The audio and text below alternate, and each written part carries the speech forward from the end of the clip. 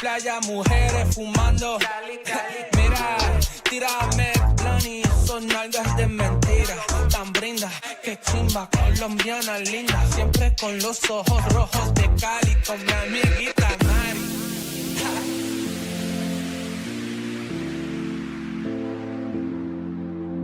My head's in the clouds, can you bring me back down, boy? I need it. My head's in the clouds, can you bring me back down, boy? I need it. Need it. Need it. Need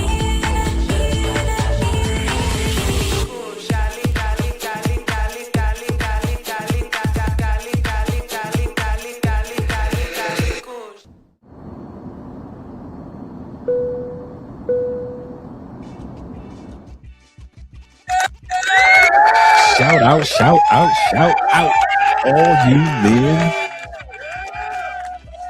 Shout out to all you men and the ladies that dare to tread this channel. Shout out to all you guys that are here with Andre and Andre's Love Crossing Borders. Glad to see you, gentlemen. Glad to see you, gentlemen, here. We got a doozy tonight. Oh, we got a doozy tonight. We're going to listen in for one of our fellow YouTubers that's been out there in Thailand for quite a while. And he's going to be giving a commentary on what he's noticed about the ladies, the Western women that are now looking to leave Thailand because they can't find the love that they're looking for. They thought when they saw that you guys were going out to the Philippines and Korea and Thailand and Malaysia and Bali, well, they thought that they could find love too. And come to find out, they cannot find it as easily and as readily as you guys have. Now they've done mocking you and being upset with you for traveling to Thailand. Well, a lot of those women are starting to realize maybe they should go somewhere else. Doesn't matter what race that they're from. There are white women that are going through this, black women, as well as other women that are going through the problem of enjoying the country of Thailand, but not finding any love in Thailand. And that's the problem. Once again, these women are enjoying the people, the culture, the foods in Thailand. But when it comes to Thailand and finding love, well, they have not loaded or boarded the love boat like they thought they would. We're going to talk about that tonight. But before we do, shout out to all you guys here with Andre and Andre's Love Crossing Borders.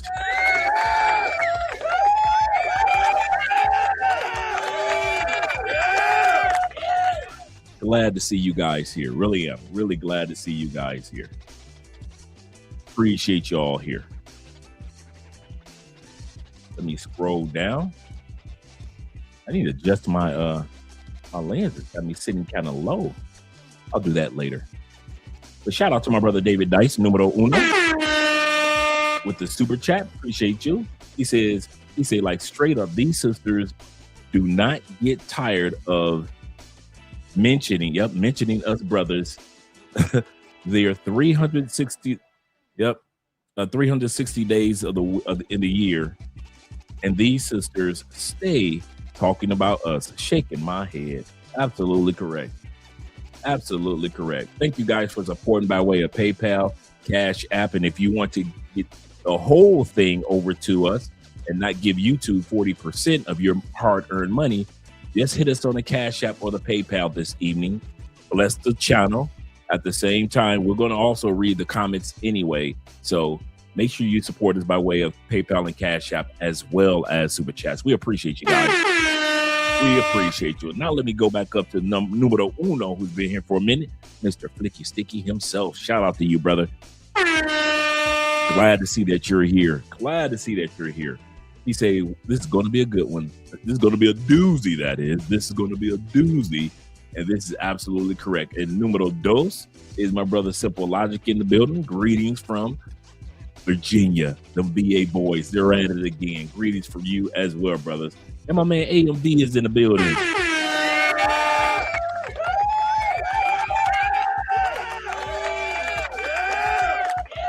Glad to see you here, man. Glad to see you here. He said, my answer, because of the issues, is that women are not where they go. This is true. This is true. My answer, because the issue is these women are not where they go. That's the problem. Kenny Peoples in the building, gentlemen. Kenny Peoples is in the building. Kenny says this. He said, good evening, Dre. He said, I caught up with the python. He said, I see. I will get an A beforehand. Shout out to you, brother. He said, gotta see. He said, before it's all over, I'll get an A beforehand.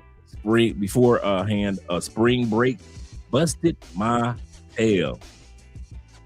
Thanks to my tutor, I got a tutor now, so I'm excited. Couldn't do it without him. That's how I feel right now with my tutor that Theo has introduced me to. I couldn't be doing this without him. Shout out to all you guys that are tutors and assistants and group leaders and all who volunteer their time to make sure the rest of us get our cloud certifications. Shout out to you guys. Let me scroll down a little further. We got my brother from the D in the building. You better back the fuck up out my face, goddammit. I'm from Detroit, Michigan. Don't play with me. Don't play with them Detroit boys. You know how we get in public. You know how we get in public. Salute to you as well, brother. Salute to you as well. Hope you are doing good or having a good week. I am. So far, so good, man. I can't complain.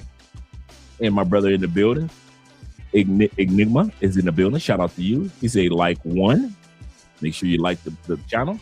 He say, why are the Western women shaming men who will not date them in Thailand? You know why? You just answered it. Because y'all won't date them in Thailand or the Philippines or in Korea or in Colombia. I just heard a Colombian sister, a beautiful sister, that came down here from the States. And she's complaining just like everybody else has been complaining. I don't know what the women thought. I don't get it.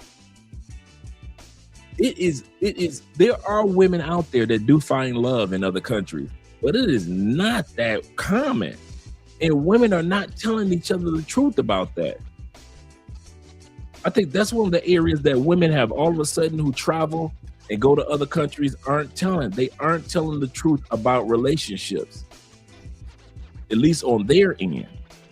I know a few ladies that have found love, but I'm just like you guys. I haven't seen it that often. He says this in Thailand because date them in Thailand because that's all they can do is date American men. Western women are incapable of competing, especially with the Thai women. Absolutely correct. Absolutely correct. Got the poor man 313 in the building, another Detroiter. You better back the fuck up out my face, goddammit. I'm from Detroit, Michigan. Don't play with me. Don't play with that man. He's from the D. Don't play with him. What up, though? What up, though, bruh? Shout out to you. He said, everyone ninjas listening. Yes, sir. Shout out to everybody that's listening, man. Shout out to all you guys. Shout out to my brother Nick, who's here this evening as well. Nick says this. He said, good evening, Andre. Salute, chat brethren. Salute to you as well, brother. Salute to you as well. Appreciate you. Let's scroll down a little further. He said, can they leave South America also? That will be greatly appreciated. That's true, too. Shout out to my brother Keith Mack, that is, in the building. Shout out to Keith. Glad to see you here. Salute to you as well, sir. Salute to you as well. Glad to see you here, Keith. He said, looking forward to meeting you at the conclave in Vegas. I'm looking forward to meeting all you guys, man. You guys already know you're the reason why I come back to the States. You're the only reason I come back. I love my family and everything that I got in the States. Don't get me wrong. I'm not ostracized from my family. But when it comes to coming back to the States, like for a few days, yeah, I'll come for the conclave. I'll come for you brothers at the conclave without a doubt. So shout out to all you guys who are getting your tickets for the Black Minister Conclave. We're going to start talking about that again this month. He said, I'm going to send it on Cash App. He said, but my name is under Zion. All right, Dave. Shout out to you, brother. And shout out to all you guys that realized to bless us by way of PayPal and Cash App this evening. Like I always say, one of the reasons why I try to send Cash Apps to my favorite YouTubers, I know that they won't get that money until next month. So whatever I give my favorite YouTuber tonight, they're not going to get it for like a month and a half.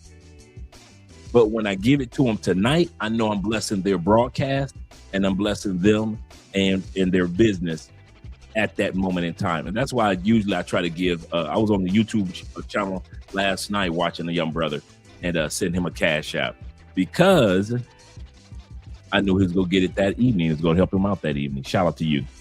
And shout out to 48. What? We got 48 laws in the building once again. We must be doing something right tonight. Shout out to you, brother. Glad to see you're here. He said, what it do? Topic tonight, man. The topic tonight.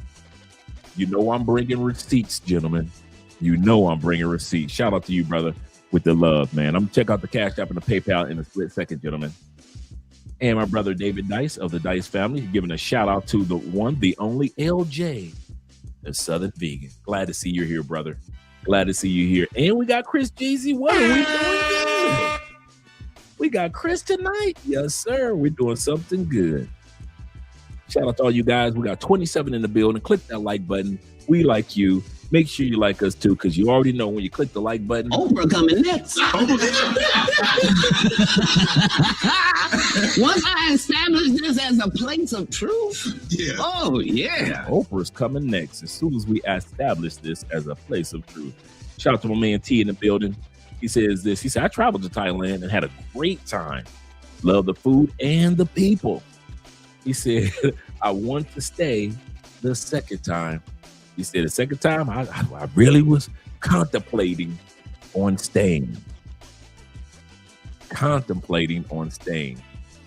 Now, when it comes to the passport sisters, I have to admit, there's nothing wrong with, being cool with them.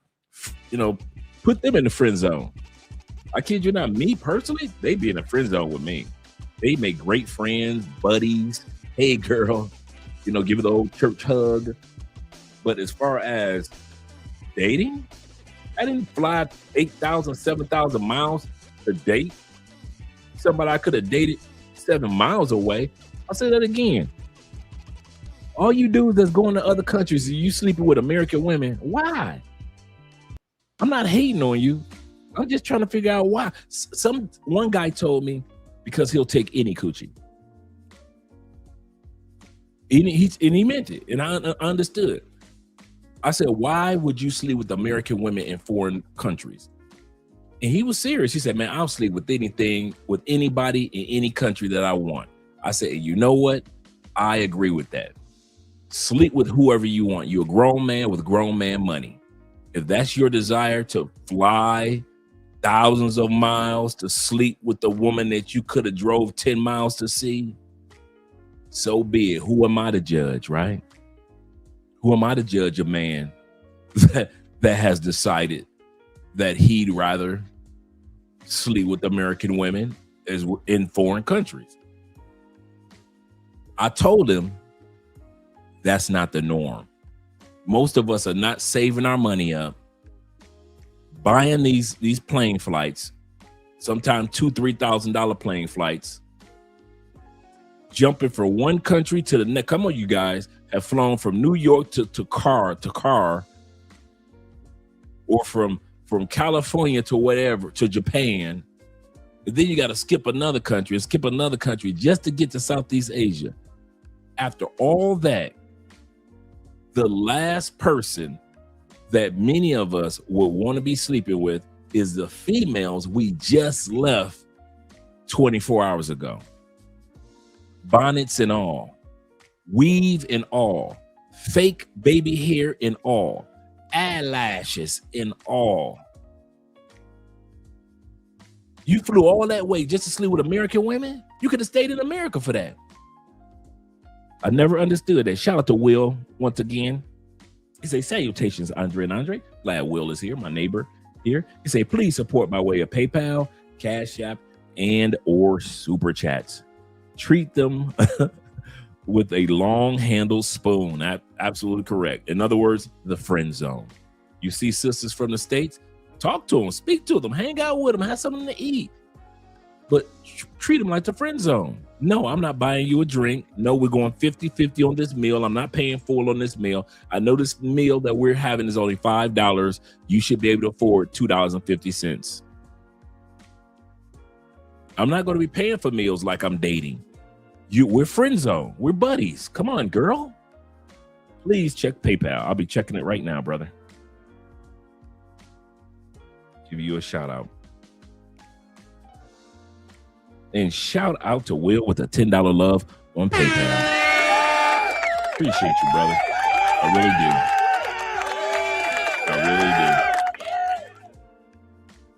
do. Appreciate you, brothers, over on PayPal as well. And Cash App as well. Let me scroll down. Okay. Shout out to T-Mac. Let me scroll down. In the building. Shout out to T-Mac in the building. Glad to see you here. T-Mac says this, I will be returning back to Colombia next week. Countdown. He said, I still have some time. I still have time to slow down when I leave the country. Yes, sir. Shout out to my brother in the building once again. W, what's up? Yes, sir. YouTubing is a habit is in the building. Glad to see you here, as well as my brother T-Mac. And Dark Data, like that, man. That's good, man. Shout out to Dark Data back in the building. He said, I'll judge him.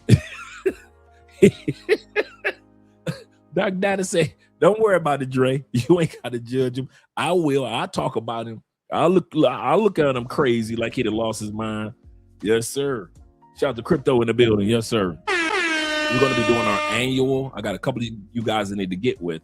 We're going to be doing our either this month or next month. We're going to be doing our annual cryptocurrency episode where we talk about the latest that's going on in crypto, everything from the different wallets that's out there to the soft and the cold wallet, all the way to investments that a person should make in crypto. So we have that episode coming up in a few weeks. We do it every year.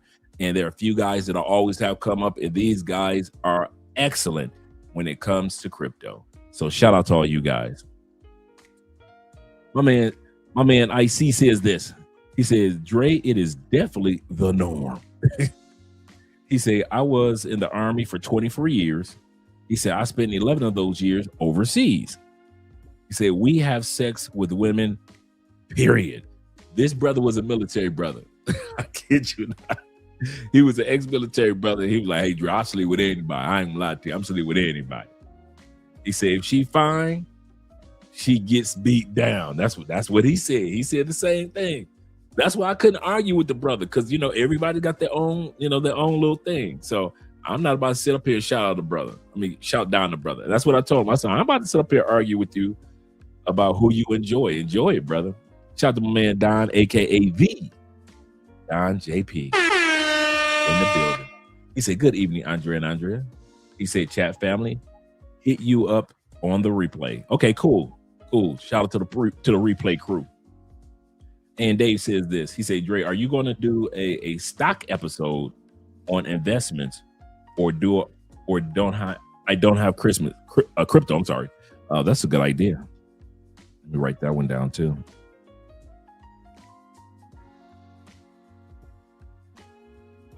You know what? That is a good idea.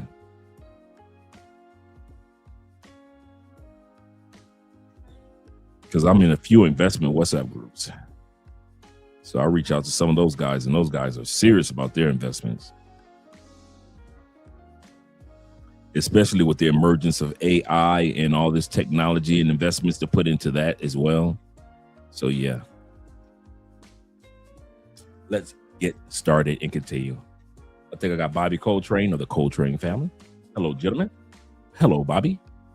He said, How's everybody doing? Just checking in. We're having a good evening. So far, we're about to have some fun. We're about to have some fun in the next 30 seconds. We got 41 in the building. Shout out to my brother Bonson in the building. Glad to see you here. He said, man, this is low-hanging fruit, Dre. Low-hanging fruit. The brothers doing this don't think highly of themselves if they're just reaching for the low-hanging fruit of the American women in other countries. Are just about smashing.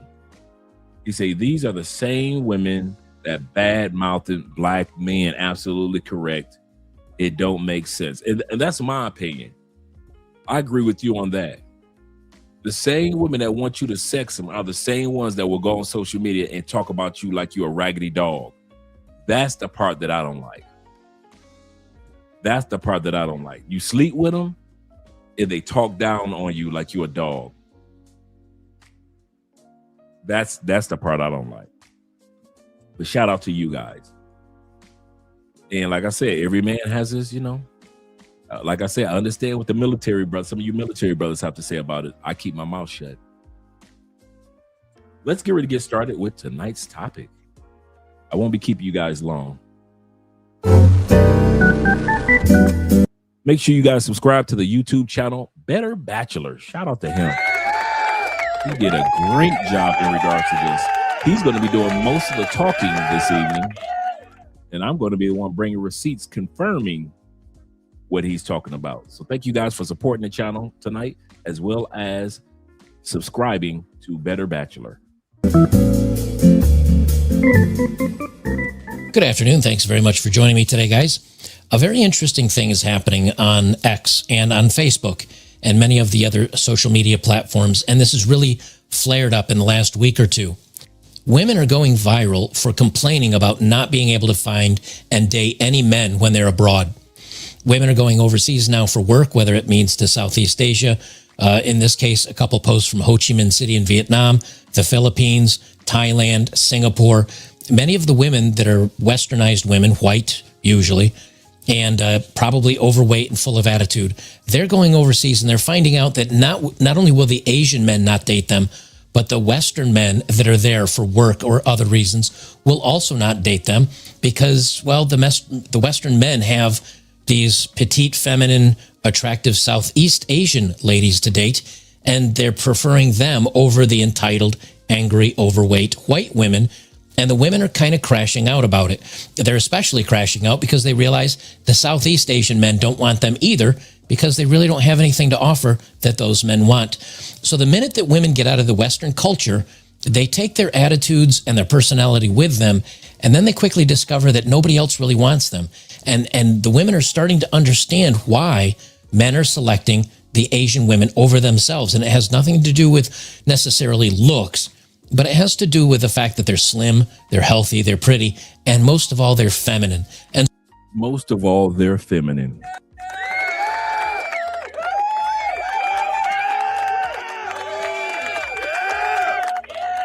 Most of all, they're feminine. My brother Bond said, Andre, he said, let me move myself over here. He said, a few times I have tried to send you a super chat, but it's failed. Do I have to subscribe to send to you? No. Yeah, you have to subscribe. You do. Yeah, you have to subscribe to the channel to send a super chat. That's true. I've and the reason why I found out that a couple of days ago, I went to send a brother a super chat on a new channel, and I hadn't subscribed to it, and YouTube said, "Hey, you're not even subscribed to this person's channel," and I was like, "Oh, okay." So yeah, that's true. You say, "Salute, yes sir." Shout out to Fraction Jackson in the building. Salute, chat. Shout out to Joker as well. Yes, sir. We're about to have some fun. Like the man just said, now from his perspective is mainly the white women, the overweight white women that's going to Thailand that's having issues. But we know that it's women from all different walks of life coming from the West that are having problems, that are having issues. So that's that's the situation with them. Oh, Yeah, if you have a channel, let us know, man, so we can promote it on here as well. Yes, sir. Let's get back to the video. So the women have really started crashing out about this. I've got 4 or 5 screenshots that are all within the last year.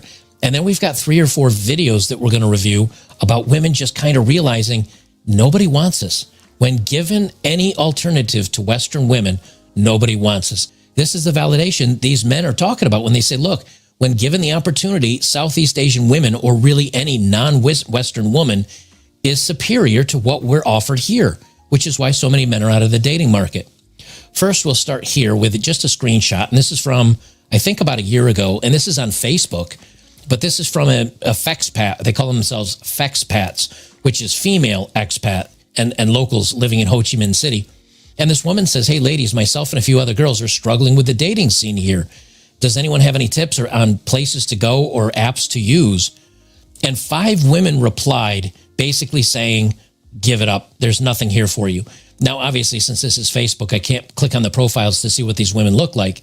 But every one of them says, move. It's not the place to be.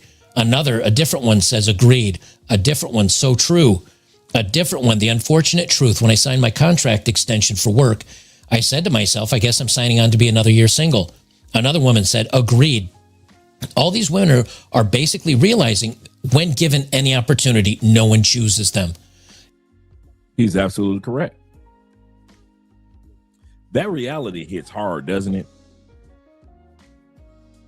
That reality hits hard. It's one thing. Let me turn the music down a little bit. It's one thing to see the men, to watch you men traveling and working overseas in many cases, military guys. It's one thing to see you men find relationships, find women to date, find marriages. And it looks so easy when we do it compared to how it looked back home in the West. I'll say that again. It looks so easy for many of us to build relationships with Colombianas, Brazilian women, the Venezuelan women, Peruvian women in Africa, such as O'Shea Duke Jackson and Austin Holloman, men that are in Europe that are enjoying themselves, brothers and others. Then you go to Asia and you guys make it look like it's just so easy. You make it look like getting off the plane, that's what it's supposed to be. So the women feel like in the West, anything that a man could do, we could do. And they're finding out that that's not true. It's not true because thousands of years, we're going to look at, I'm going to talk to you about at least 3 things. The reason why women are having difficulty, first, we've had thousands upon thousands of years head start when it comes to approaching somebody that's a total stranger. Thousands of years, men have walked up on total strangers and said hello. Tens of thousands of years, men have walked up to other men and other women and shook with a handshake or greeting. Men are used to being accepted by approaching. Men are used to being rejected, but by approaching. So we've had thousands of years of practice of whether somebody accepts us or whether they reject us. We know how to move on. We don't let it move us. Women don't have that. There are women that are going on flights that have never approached a man a day in their lives. Landed in Thailand, never approached a man a day in their lives. I'm a hot chick in my country. I'm too sexy to approach a man. Cool. Only one problem. You're not in your country. That's the number 2. Men realize that there is no problem with approaching women in most countries that we go to. There's no problem. We approach women in our country, we approach women in other countries. Women don't realize if you don't have a history of practicing approaching people and getting to know people on a romantic scale. I'm not talking about friends. I'm talking about if women don't have the practice of approaching men in their own country for hundreds, even thousands of years, what makes them think that they could just get on a plane and fly to another country and it's just going to all fall in place? It's not that all women are unapproachable.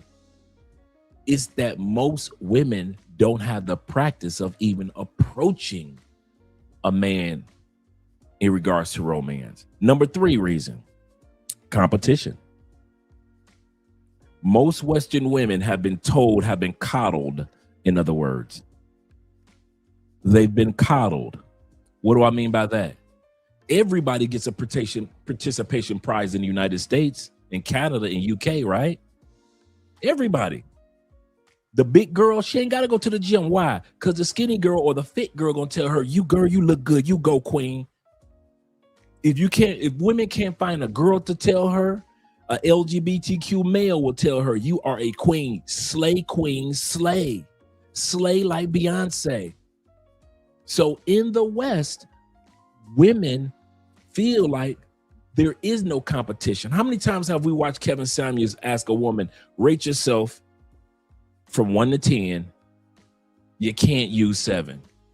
I'm a 12. I'm a 10. I'm a 9. You are literally looking at your cell phone or your computer screen and you're telling yourself like, that woman is a 3 all day long on the marketplace. Who told her that she is in competition with the Kelly Rowlands and the Rihannas? American Westernized society. Women don't know that this is a competition. I mean, literally. Most Western women don't know this is a global competition. If you don't say anything to him, don't worry. There's a Thai girl that will walk right up on him, a Thai woman that will walk right up on him, a Filipino woman that will walk right up on him and say hello. Because they know this is a competition. I'm not cooking for him. Don't worry. The other woman will, because she knows there's a competition. I ain't sucking nothing. Don't worry. You ain't got to suck nothing. The other woman will, because she knows this is a competition. So women don't have a history of walking up on men and speaking. Women don't realize that if they aren't successful in their home countries when it comes to relationships, 9 times out of 10, being in a new country with a new language, you are not going to be successful, especially if you have a history of having to wait on men in the States. Just imagine how long you'd have to wait on men in another country to approach you. And third, they don't realize it's a competition. See, men realize that. As soon as we get off the plane, we realize we're competing, first of all, with our white brothers. Let's be real. We're going to talk real tonight. We know that as men of all other races, brown, yellow, whatever you want to call us, right? We know that most women have this subconscious worship that's been promoted by propaganda throughout the last 400 or 500 years, that if it ain't white, it ain't right, right? So men ain't dumb enough to sit back and say, we ain't got no competition. We know that the white brothers, shout out to the white brothers, white boys are our competition. Now, that's not a bad thing, because men are used to competing, whether it be in sports, whether it be in the market, investments, whatever it is. Men understand that in this world, there is competition. And not everybody gets a participation prize. If you lose the championship, you train and come back for the championship again. That's how the Super Bowl works. Super Bowl is nothing but men trying and trying again, and then try it again. Even if you won a Super Bowl, treat it as if you've never won it. Men understand competition. And we embrace it. We recognize what it is. So the rest of us know that we have to have the physique or the mindset or the charm or the economics or whatever it may be to compete or overcome the propaganda of that white is right. Right? Asian women love white men because they can use them as an ATM. Sorry, white brothers, but that's how they see y'all. Latin women look at white men as an ATM. Ain't my fault, white dude. I ain't make the rules. Women on the continent of Africa, they look at you white dudes as, look at what I got. He's the white knight. You didn't ask to be that, but that's how they look at you. You put out the propaganda, white dudes, for the last 700-800 years. Work with it. You made the bed, you lie in it. But the rest of us aren't sitting back like, oh man, I ain't going to Thailand. The white they looking for white dudes. I ain't going to the Philippines, man. They looking for white. I ain't going. The rest of us are like, shh. I'm gonna get just as many women as the white dude. F the white dude. If the white dude get women, cool. But guess who else about to get women? Us. And the rest of us get on planes and we compete. Women don't have that in their DNA. They'll compete a little bit in the States against each other with a form of jealousy and envy. But when it comes to competing with a Thai chick who cooks, who cleans, who's sexy, who stays in the gym, who stays fit, who comes from she's very feminine, she's very soft-spoken, and she comes from a good family, women that are going to Thailand and from the States or any other country from the States, they're realizing, oh my God, I cannot compete. Absolutely correct, brother. You and I were on the same page. They can't compete. The competition is none. And those are the three things that women are starting to realize, that they can't compete. Will says this. Shout to Will. Will says, Drake, thanks for that us thing. Absolutely correct. He said foreign ladies will start a conversation and hit on you. Absolutely correct. Or not say U.S. thing. Yeah, that's a U.S. thing. Absolutely correct. I see it all the times on the clips when you guys are walking down the street in one country or another country and a beautiful woman approaches you or she makes herself available to be approached. Even here in Colombia, she might not approach you, but she gonna give you that look like, come on over here, player. And if she does, so be it. Women in other countries know this is a competition. If you don't, another woman will. Men, no matter where we are, we understand competition. I froze up for a second, Nate. Thank you for letting me know. Looks like I'm a little better now. Thank you, brother. Says facts. Prove what we've always known. Men have always been the prize and always will be, even men in other countries. And that's why these women are complaining, because the men in other countries are the prize as well. The men in other countries are the prize as well. And women are not, women from the West don't realize they've got to compete for the prize. Shout out to my brother E-Man in the building. And my brother Pharaoh Ishmael. He says this. He said, I'm struggling with sending a super chat. It's like the anti freedom of speech. I can always send a cash app too, gentlemen. You see it scrolling at the bottom. I'll read your cash apps as well. I don't know what's going on with the super chats. Everything should be fine. But you know YouTube. You know YouTube. We all do. Nate says this. He said, I noticed that the ladies in Colombia will say hi back to you, at least speak back to you. Absolutely correct. In the States, it's not the same. That is true. In South America, if you say hello to a person, they will at least acknowledge and say hello to you. And then you can start the conversation from there.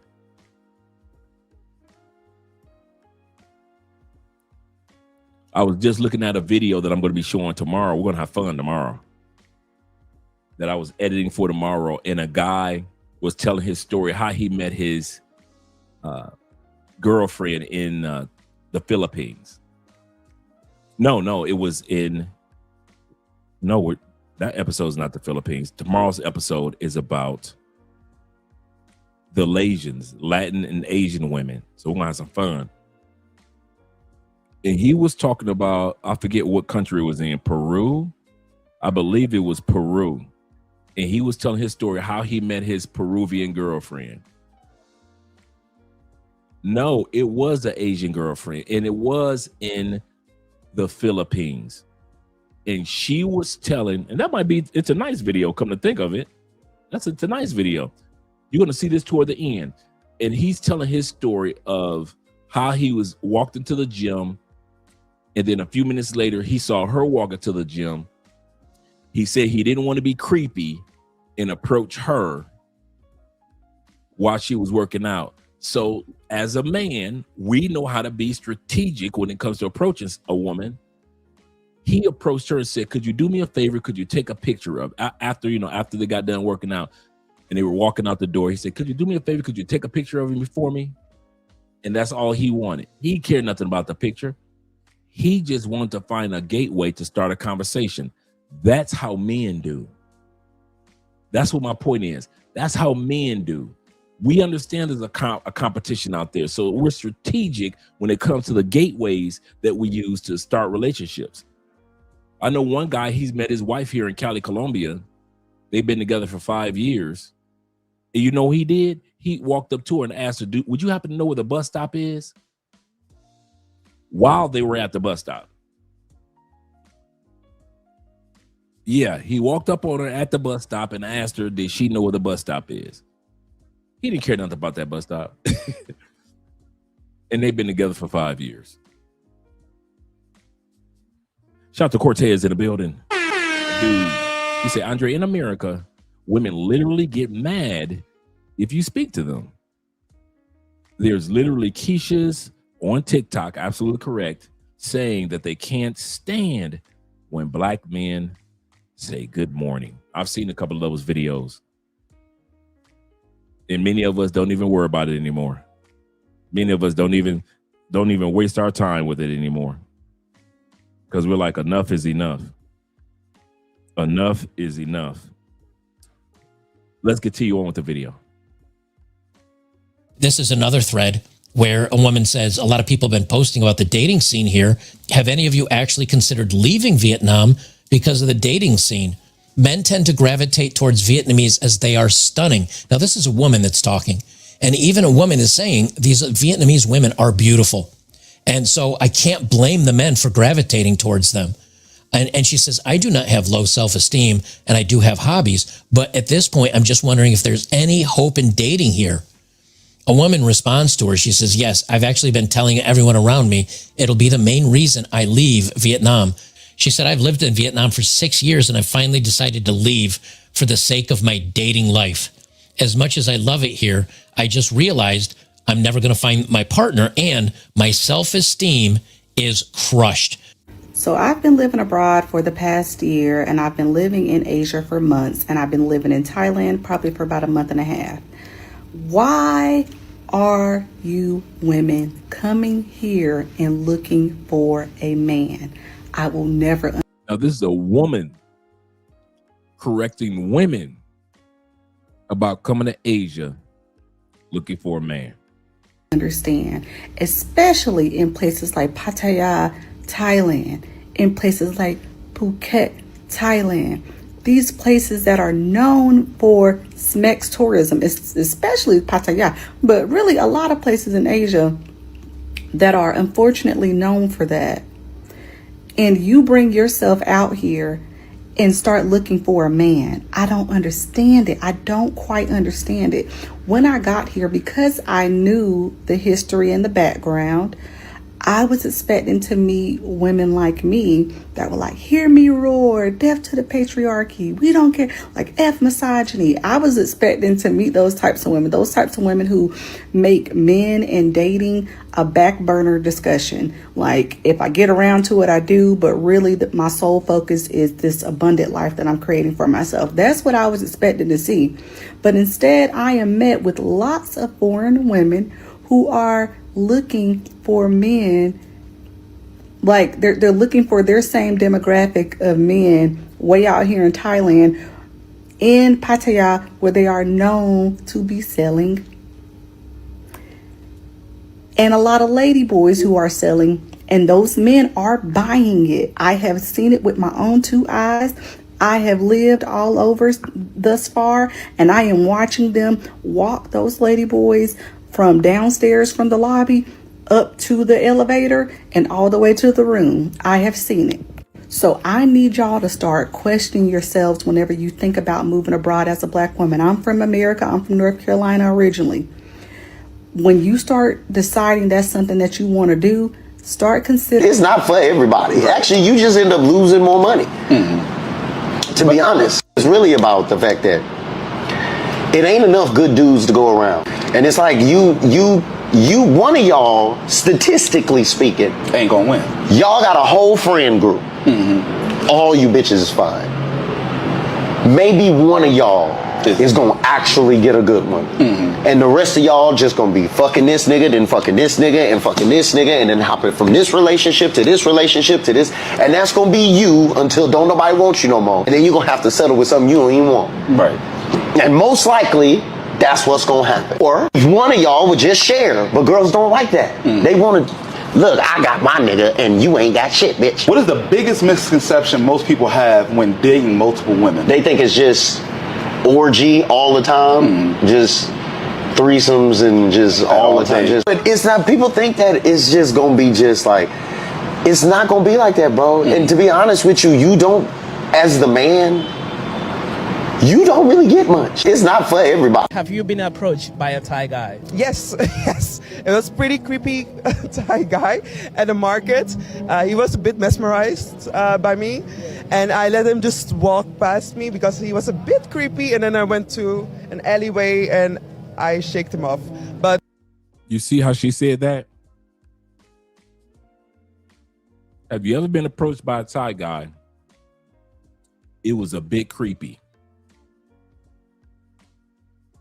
He's not the type of man I wanted.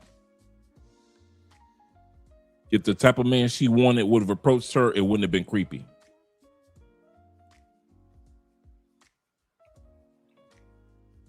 If the type of man that this sister from the Netherlands, born and raised in the Netherlands, had gotten approached by a white man that reminds her of the Netherlands, none of that creepiness would have been spoken of. But since she 5'8", 5'9",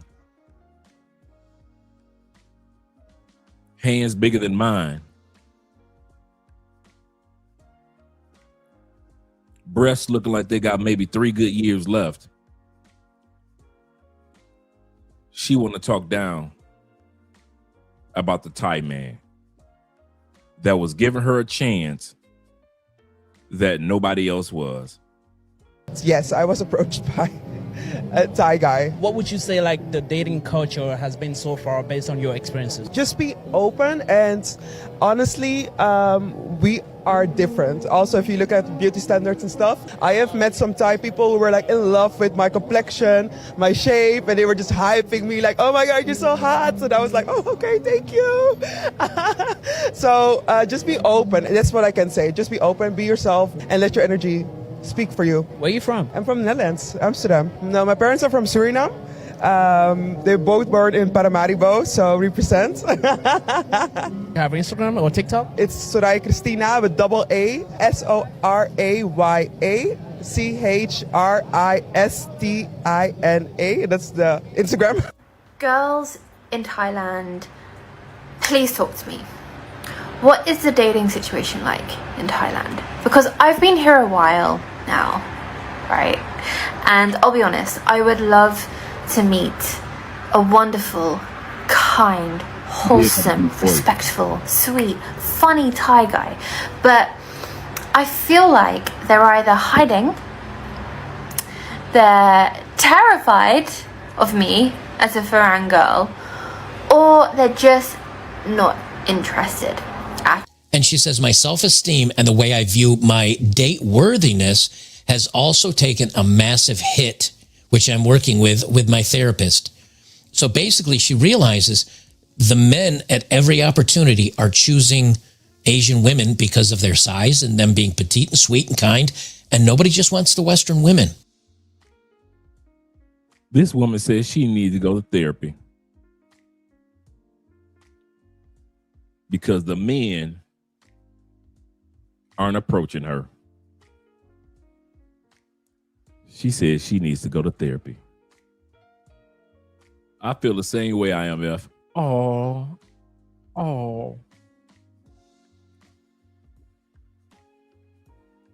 She's saying because y'all not giving up the good love, the good. Y'all not giving up the good love. Y'all saving it for the Thai ladies. She's not only going back home, but she's in therapy right now because you guys, because you're not sexing her down and giving her babies, have caused her to have low self-esteem.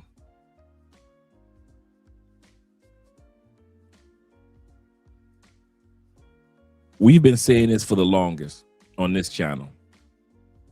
When it comes to relationships, and I mean this, and I'm not being facetious or harsh. When it comes to relationships, I would highly recommend that the ladies in the West go back to the West. If you're from the United States, try to find somebody from Canada. Try to find somebody from Western Europe, Australia, the UK. But if you think that you're just gonna pop over to another country, I've seen, and I mean this, I've seen attractive women lose self-esteem coming here to Colombia. I mean, I've seen some very attractive sisters come from the States, make it down here to Colombia, and their self-esteem is shot. Because in the States, she could put on some Crocs and a bonnet, but as long as her face card is good, y'all gonna look for her. And so she ain't had to put in no work in the States. Now, here in South America, the way these Brazilians dress, these Venezuelans dress, these Colombians dress,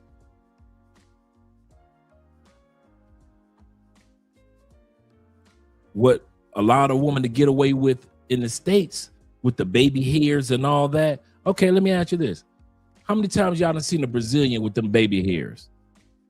I'm not talking about the ones that's cosplaying American women. I'm not talking about the ones that's pretending like they're American. I'm not talking about that. I'm talking about a regular, everyday Afro-Brazilian woman. Does she put in baby hairs?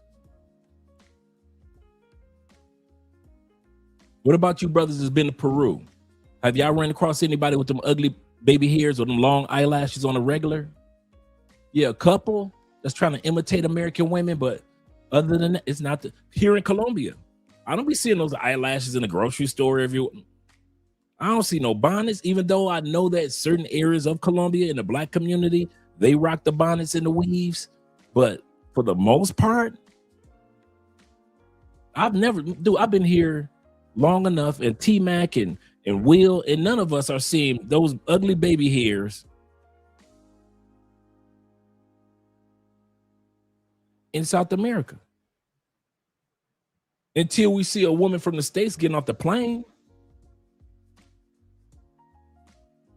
In other words, what may have worked for her in the States does not translate very well in other countries. And then when dudes do get the coochie, what do they get it for? Why do the African brothers hit the sisters up?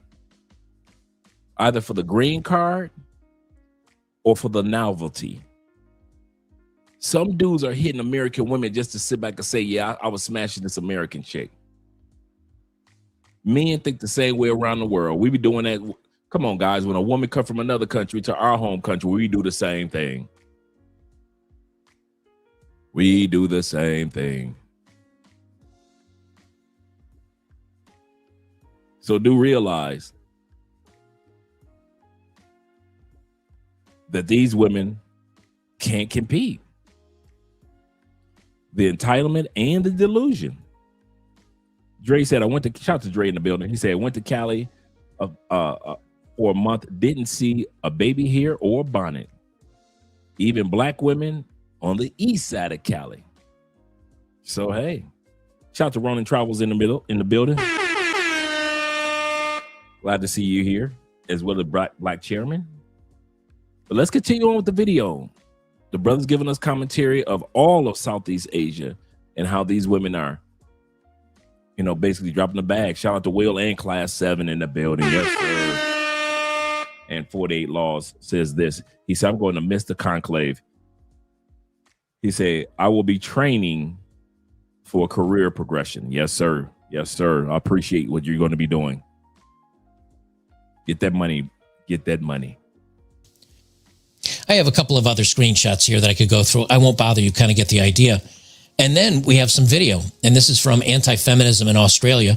This is the guy that posted this. And he says, narcissistic Western woman in Thailand thinks she can compete with Thai women. And this is a 38-year-old woman that is now arguing her point about why Western men should choose her instead of an attractive, young, beautiful, petite, slim, kind, or at least seemingly kind. I know some of you Southeast Asian guys will say, oh, they're not really kind. They're just tricking you. Okay, true enough, true enough. But compared to Western women, all women in the world are kind, if we're really going to be honest about it. Anyway, she goes on this tirade about why we should date Western women instead of the slim, beautiful Southeast Asian women. It's not going well. They're all crashing out. They're very angry about it. Before I play the video, let's hear from today's sponsor, rumble.wallet.com. Today's sponsor is Rumble Wallet. You may have seen the conversations happening online lately. Censorship is back and it's happening everywhere. Looks like Rumble's got a crypto wallet. Shout out to our brother Fadi in the building. Fadi says this. He said the real question should be not why women are shaming men, but why are men paying attention to them to begin with? That is so true. That is so true. That's so true. I don't waste my time, man. Where platforms are controlling narratives and pushing the stuff they want us to see, but we need to fight back. Rumble's the only company that has stood the test of time and deserves our support. On one side, Rumble's challenging big tech censorship, but now on the other side, they've introduced something that will give us protection from the big banks shutting us off. Banks can cancel our accounts and freeze our cards, like they've done in Germany, like they've done in Canada during the trucker protest. So that's why they launched Rumble Wallet, a wallet that no one can cancel, a wallet that supporters can use to instantly tip creators like myself, and a wallet that is backed by crypto. With Rumble Wallet, you control your money, not a bank, not government, not a tech company, not even Rumble can control it. Yours to protect your future and family. You can buy and save digital assets like Bitcoin and Tether Gold in one place. And Tether Gold is real gold on the blockchain with ownership of physical gold bars backing its value. It's not only a wallet to buy and save, it also allows you to support your favorite content creators by easily tipping them with a click of a button. There'll be no fees when you tip my channel or others over on Rumble, and we actually receive the tip instantly, unlike other platforms where we have to wait for payouts. Support my show and other content creators by clicking the tip button on my Rumble channel. It's wallet.rumble.com. Download Rumble Wallet today, open an account, and step away from the big banks for good. Wallet.rumble.com or search Rumble Wallet in the app stores. And I left a link down below and pinned as the top comment. Okay, so here's the main video. Let me bring this up a little bit larger, and we will enjoy her crash out. This is about 3 minutes, but trust me, every second is absolutely worth it. Because the one thing you can't do, and we've talked about this before in other videos, you can't argue attraction. You can't convince somebody of attraction. The way you know this is all the DEI and the feminists and everybody out there with the body positivity movement saying that these big women that are 300 pounds are just as beautiful and just as desirable as young 23-year-old Scandinavian models. And all the men said, wait a minute, no, that's not true. And no matter how much you shame us and yell at us and call us names, it doesn't mean we're going to find these women attractive. Now, here we are 3, 4, 5 years later, and finally the advertisers are getting it, and women are starting understanding that the body positivity thing is not going to make a change. Men are not going to find them attractive. Also, they miraculously discovered Ozempic, and now they're all losing weight because they know that actually people like slim people better than overweight people. Well, she's going to try to do this convincing. I want you to hear, it's not even desperation that you hear in her voice. You're going to hear anger and frustration. And I can understand anger and frustration, but when you're angry and frustrated about something and the world's not going the way you want it to, there's a couple ways you can deal with it. One of them, which is to stay frustrated and angry and mad at the world, that's not actually going to fix anything, which these women will find out, especially at the age of 38. She's very much on borrowed time. The other thing you really should do is reflect about... Look, 48. Body positivity is doing big chicks a disservice. Absolutely correct. If she's two weight classes above me, two weight classes above me, I don't want to date her. Absolutely correct. Absolutely correct. Don't you ever play into making it digital. Not the same. Good point, Ronin Travelers. Good point. You say, wait, I'm a year older than her. Yeah, she looks like somebody's great grandma. No offense. No offense at all. Oh, your view of the world, reflect on the decisions you've made, and maybe change the way you go about things. But none of these women can do that because that would take accountability, and women don't have that. Can I compete with Thai women when it comes to dating and relationship? Absolutely, yes. So in this episode, I'll tell you about the struggles we have Western women dating in Thailand and also compare. So who would you rather be with? A Thai woman or a Western woman like me? All right, I know there's a lot of white noise in the background. I apologize for that. Thai woman is easier. That's for sure. You know, she's not going to challenge you back. She's not going to be more successful than you are. She's certainly not going to have more money than you. So for sure, with Western women, you have that challenge. You need to up the game because we're going behind you. You know, we're earning equal to you, sometimes more than you. Of course. Okay, so, and I know there's a little bit of white noise, so I'll quickly repeat what she said. She says, yes, the Asian women are not going to challenge you back. Good. I don't want a challenge. I want someone that is kind and sweet to me. I don't want a challenge. I don't want to fight for the alpha of the relationship. Correct. She's not going to be more successful than you are. Good, because women that tend to start out earning men or get a higher education, 90% of the time leave the men. So that's good. She's not going to have more money than good. She's dependent on me. It means she'll stick around. Then she says, you need to up the game because we're going behind you and we're earning equal or more than you. So I don't want to up my game. I am who I am. You know what I don't want to do? Always feel like I'm in competition with somebody. He's absolutely correct. Even though we know that we're in competition, men, we don't want to feel like the goalpost. I'll give you a perfect example of what I mean. And shout out to Joker.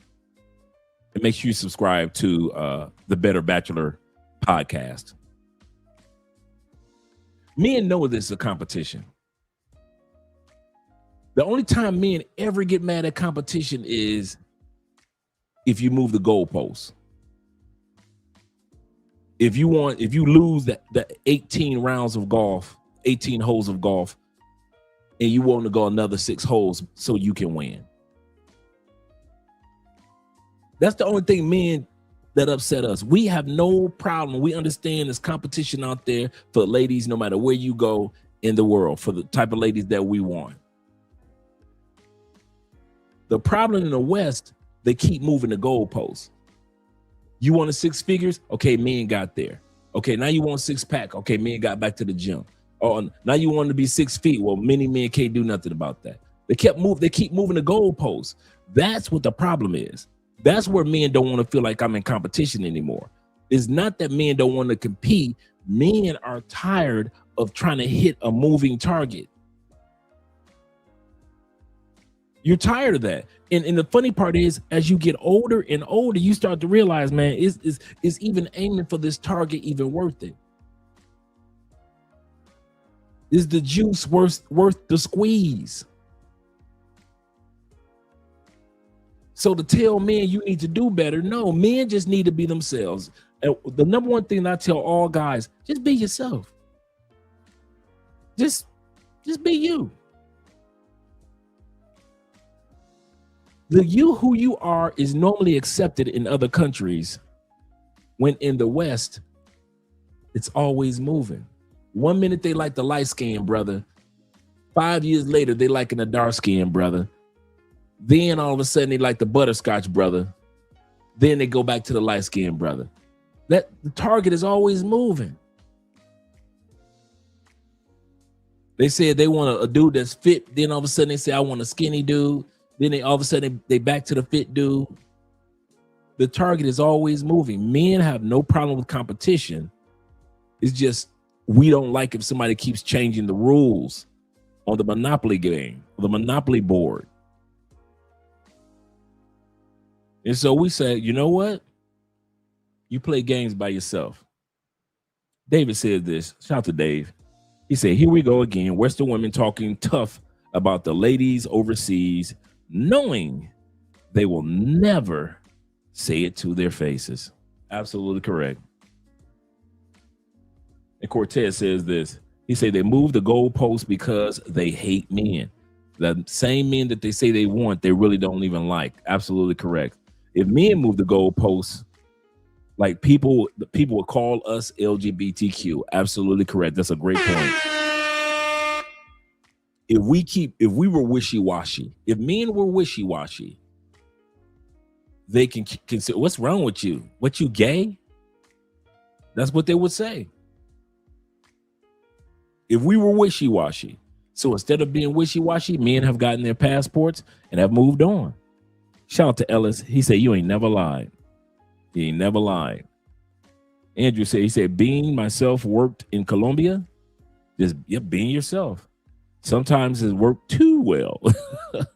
and 313 Nate says this. He said, be a man. She don't want you. Be a Pookie and a Ray Ray. She wants you, baby. Yes, sir. Yes, sir. She wants to have your babies as a Pookie and a Ray Ray. Oh, we got an episode for that coming up. He said, yeah, middle school was light skin, high school was dark skin. You know, just moving this goalpost. Shout out to Ben Dixon in the building. And it's just uncalled for. Let's continue on with the video. I don't want to feel like I have to improve. I just want somebody that appreciates me and we get along. So no, the whole competition thing and you need to up your game. No, my game is what it is. You're 38. You challenging men and telling them they need to up their game when you're 38, that's not going to work. You're on borrowed time as it is. This is the attitude and the arrogance and the cockiness that men don't like. Women like that in a man. They don't understand. Men do not like that in a woman. They just do not get it. Sometimes more than you. Of course, me being 38, by the way, I'm single. Just saying, if you're interested, send me your applications. I will review your persona. And she laughs about that. I'm 38. I'm very single. Send in your applications and I will review them. No, we don't need to. If you're, especially in Southeast Asia, but even here in the United States or in Europe or the UK or anywhere else, we're not doing that. You don't get to pick and choose through men that are, she acts like there's a line of men waiting for her. She's single and she's 38. Western guys have a huge pool of candidates, a huge pool of women who are after them or their money, one of them. And of course, they have a selection. So, and what I'll find as well, guys know that. This is a weird mindset I don't understand. She admits that Western men in these countries in Southeast Asia have all the options. They have women falling over themselves. If you're an expat over there and you make $50,000 a year from your country in retirement or whatever else, that's like $5 million. That's way more money than they earn. For example, here in the United States, if you make $3,000 or $4,000 a month, that's barely above minimum wage. However, in the Philippines, if you make $900 a month, you're living very, very comfortably. So a man that's making $50,000, $60,000, $70,000, he's looked at like he's filthy rich. Before he goes any further, shout out to brother Will. Will says this. He says, listen, fitness culture alone in Colombia makes American women look huge in comparison. That's true. I kid you not, man. I thought, and I mean this, and I'm not coming at our sisters in the States. I thought our sisters in the States, were heavy set. When I was living in the States, we call them thick. We call them heavy set. Little, just a little bit of fupa, if you will. Since I've left the States, I acknowledge the truth. They're fat. They're fat-a-tat-tat, not pH fat, not baby fat, fat. The women in my home country are fat. It is what it is. If you're going to be on the plantation of the United States, you're going to be dealing with a country where the majority, not all, but a majority of women are under the umbrella of fat. No, she is not thick. She fat. She just got a waist trainer on, and her fat. She. This is the funny part. We think if she puts on weight and she got little ankles, she thick. She's only fat if her ankles are fat. That's how y'all judge fat. If her wrists and her ankles are fat, then she fat. But if she got little wrists and a little waist and little ankles, that ain't fat. She curvy. She thick. She's fat, brothers. Let that same chick, that's the funny part. That's why I say women need to go ahead and go back to the States. Because the same women that you guys call thick, she's thick. In the States, when you see that same body shape in Colombia, why do y'all call those women fat when they get off the plane? She the same shape. She gets off the plane because she's coming down here for surgery or for dental work, or she's coming down here in Cartagena to party with you guys, right? Even though you don't want to be bothered with her. How come she fat now? How come you finally realizing, like I did, that ain't thick? She fat.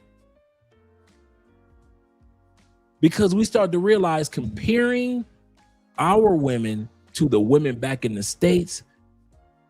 I mean, our women in the States compared to the women in other countries, that's not thick, that's fat, bruh. And we have to, even with us men, we have no problem with when people sit back and say, well, you need to lose weight too. Men have no problem saying, yeah, yeah, I'm in the gym now, I'm trying to throw it off.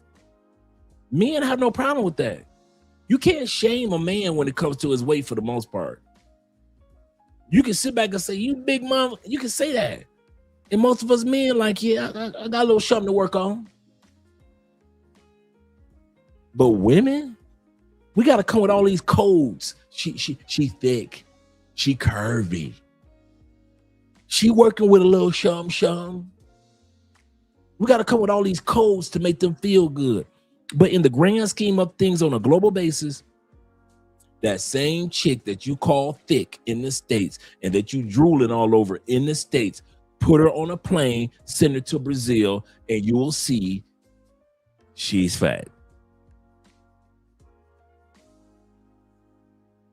Standing next to Venezuelans, she's fat. Some parts of Africa, you can't even send her to Ethiopia, and them thick.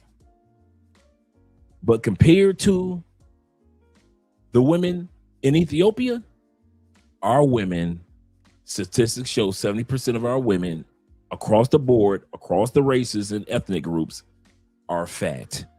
Stop calling women in the States thick. I understand you plantation bros, you ain't never been nowhere else. You only saw foreign women on television. You read about them in books. I got you, brothers. I'm not coming at you because you don't know no better. You cannot take your woman that you calling thick to DR and think she looking thick. She is fat in DR. You cannot take your American woman that you calling, man, look what I got. You look like Will Smith. Look at what I got. You cannot take that. And I'll say it again. You cannot take that to Peru. She fat in Peru. Argentina. Certain countries of Africa. Most of Europe. All of Asia. Your woman that you gonna be cuddled up with tonight because it's tax season is fat, bruh. And I'm not coming at her, but I'm letting you guys know the truth. Stop lying to these women. Tell them that they thick, that they curvy. Ooh, girl, I work with a BBW. We got to come up with all these different codes because if you know why? Because we trying to hit that coochie, so we would rather lie to her or tell a white lie just to get to that coochie. But if you take on a plane and take her to another country, put her on a plane and take her to another country, go on, take her to Cuba. You think I'm playing? You think I'm kidding? Go on, take her to Guyana. Go ahead, take your woman to Morocco. Since I know some of those countries got a little small pockets where they embrace big girls, but even they acknowledge these women are fat, and we like them like that. At least they acknowledge that they fat and they want them like that.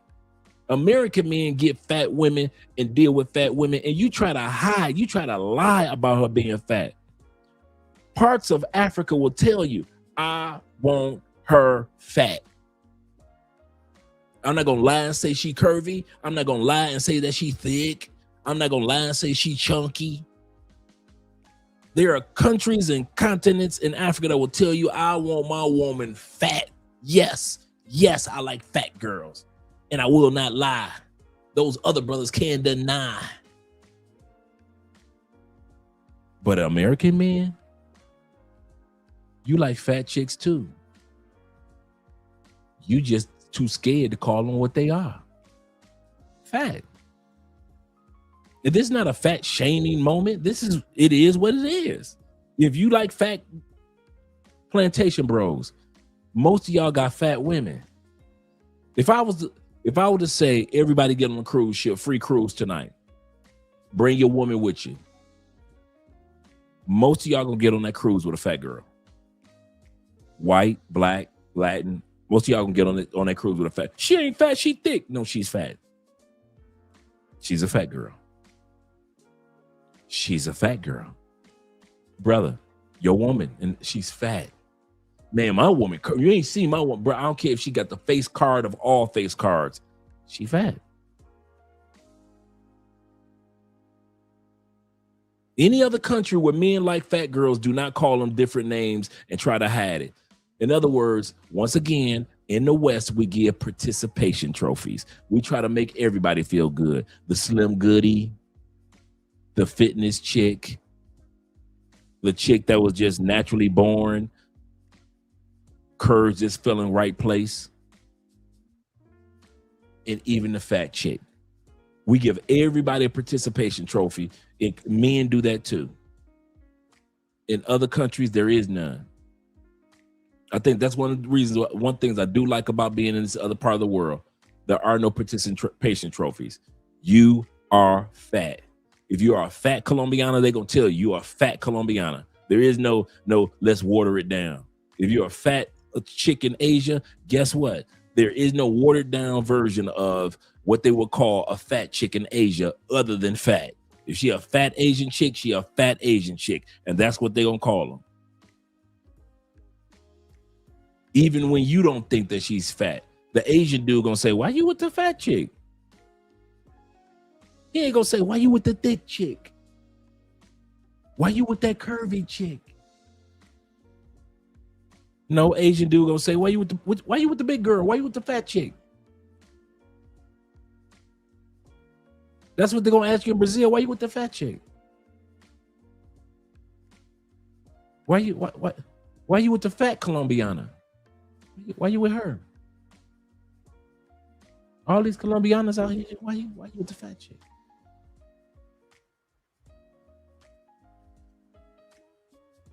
Realize, guys, the only country that sugarcoats it and everybody gets a participation trophy is the United States. Everybody gets one. My brother Play in the building.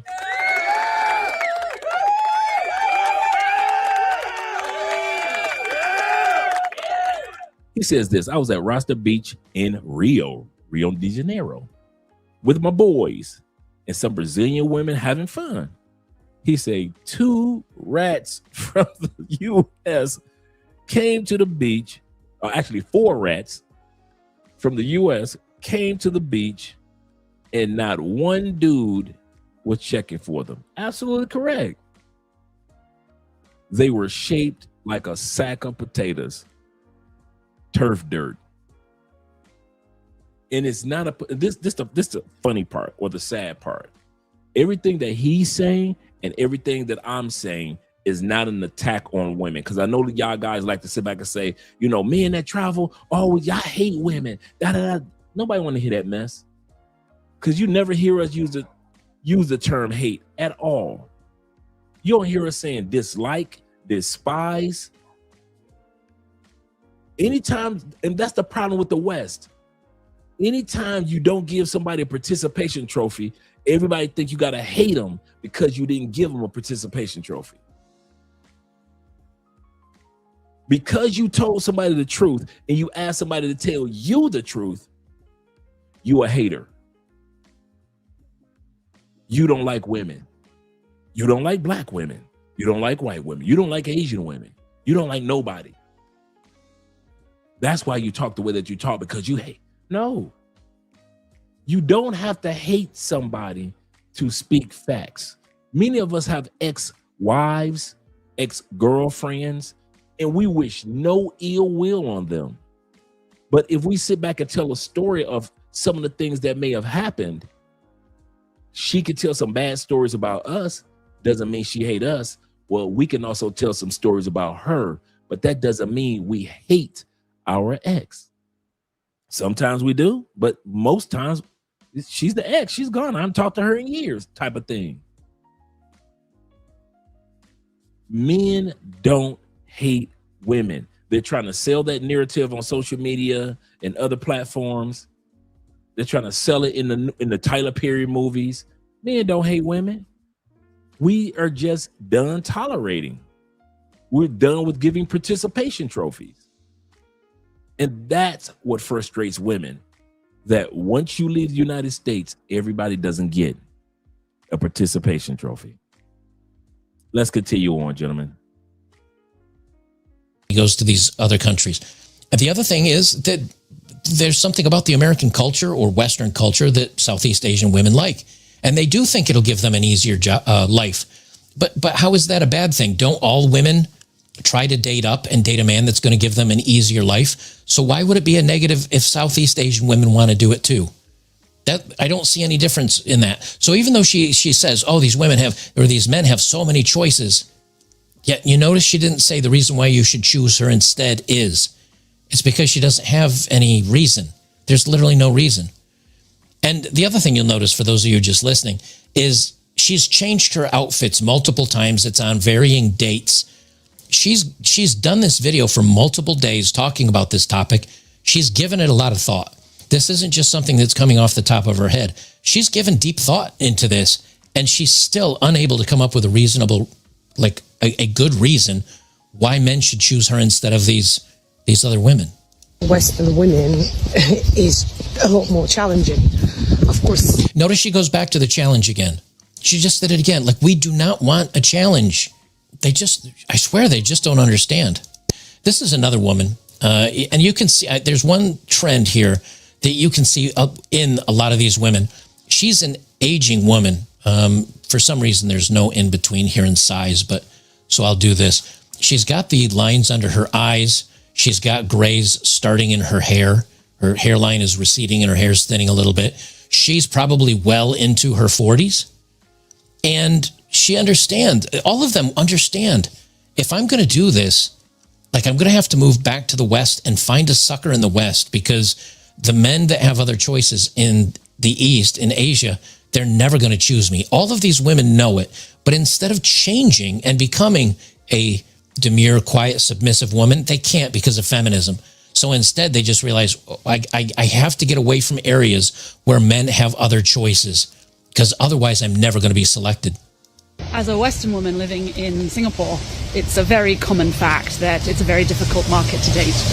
And what happens is many Western women, in this case English women, will leave because they can't find a boyfriend and come back home to the motherland. Have I thought about that? Yes. Do I want that to be the case? No. But this Christmas, I may just have a little peek on the dating apps, just to see what the options are like here. Isn't that funny? Let me just rewind it a second for her. Look at her face here. She admit that. Now, look at her face here. No, look at her age. Okay, she's had so many years of finding. When in her younger years, she hasn't been overseas forever. In her younger years, she could have found a man. That man could have moved with her job. But that would probably mean her dating a lesser man, and women won't do that. So she's a stunning and brave career woman that's gone out and done her thing. And now she's in her autumn of her life. She's aging. She's graying. The spring and summer are done. The party years are done. She's in the autumn of her life, and she wants to find a guy to settle down with. And she realizes, given the opportunity, men are so in demand and we're so insufferable, a man will literally choose anybody other than us. So I have to go back to the West to find a man. Guys, I love black men. Okay, so I will say, Joy has good experience been. Girl. Okay, so and how long have you? These women are bragging about. Shout out to them. Shout out to them. These are ladies that live in Thailand, interviewing each other. And the first thing that we see is the one sister, not an unattractive sister. And she says that she loves black men. I'll say that again. Not an unattractive sister. And she says that she loves black men. Then why are you living in Thailand?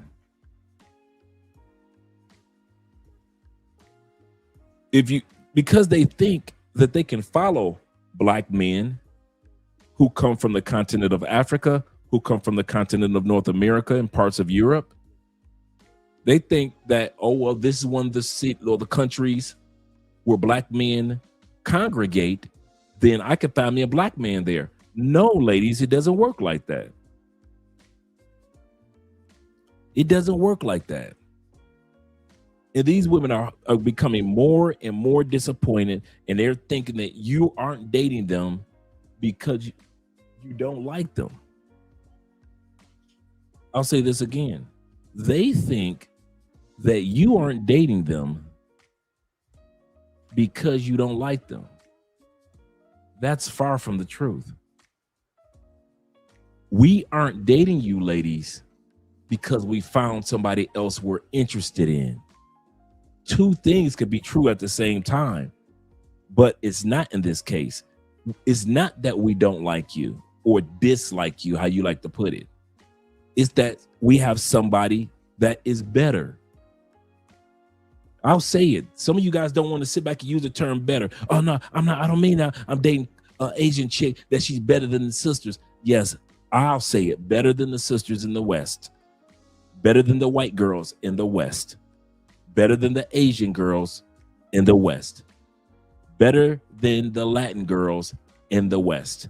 These women in other countries, how they carry themselves, how they appreciate family, how they appreciate culture, how they can cook, how they can support, how they clean, how they make sure your intimacy is good, is better.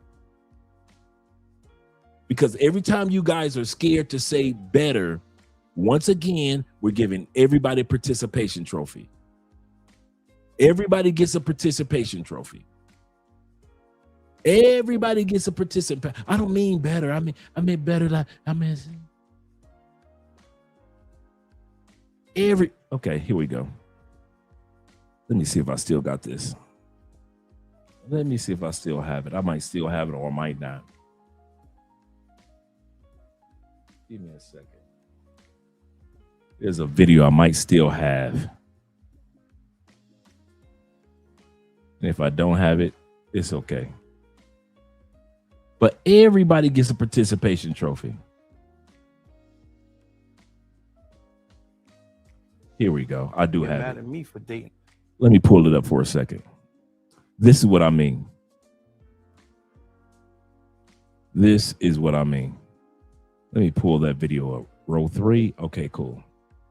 Let me pull this one down for a second and bring this video up. It's a short video, but it makes an excellent point of what I'm saying about how we as men have been programmed because we live in the West. We give everybody a participation trophy.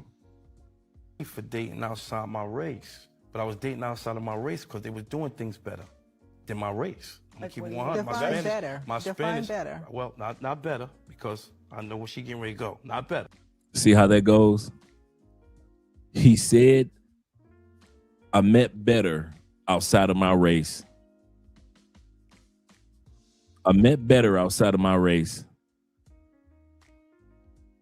As soon as the women said, define better, he's like, I don't mean better. I don't mean better.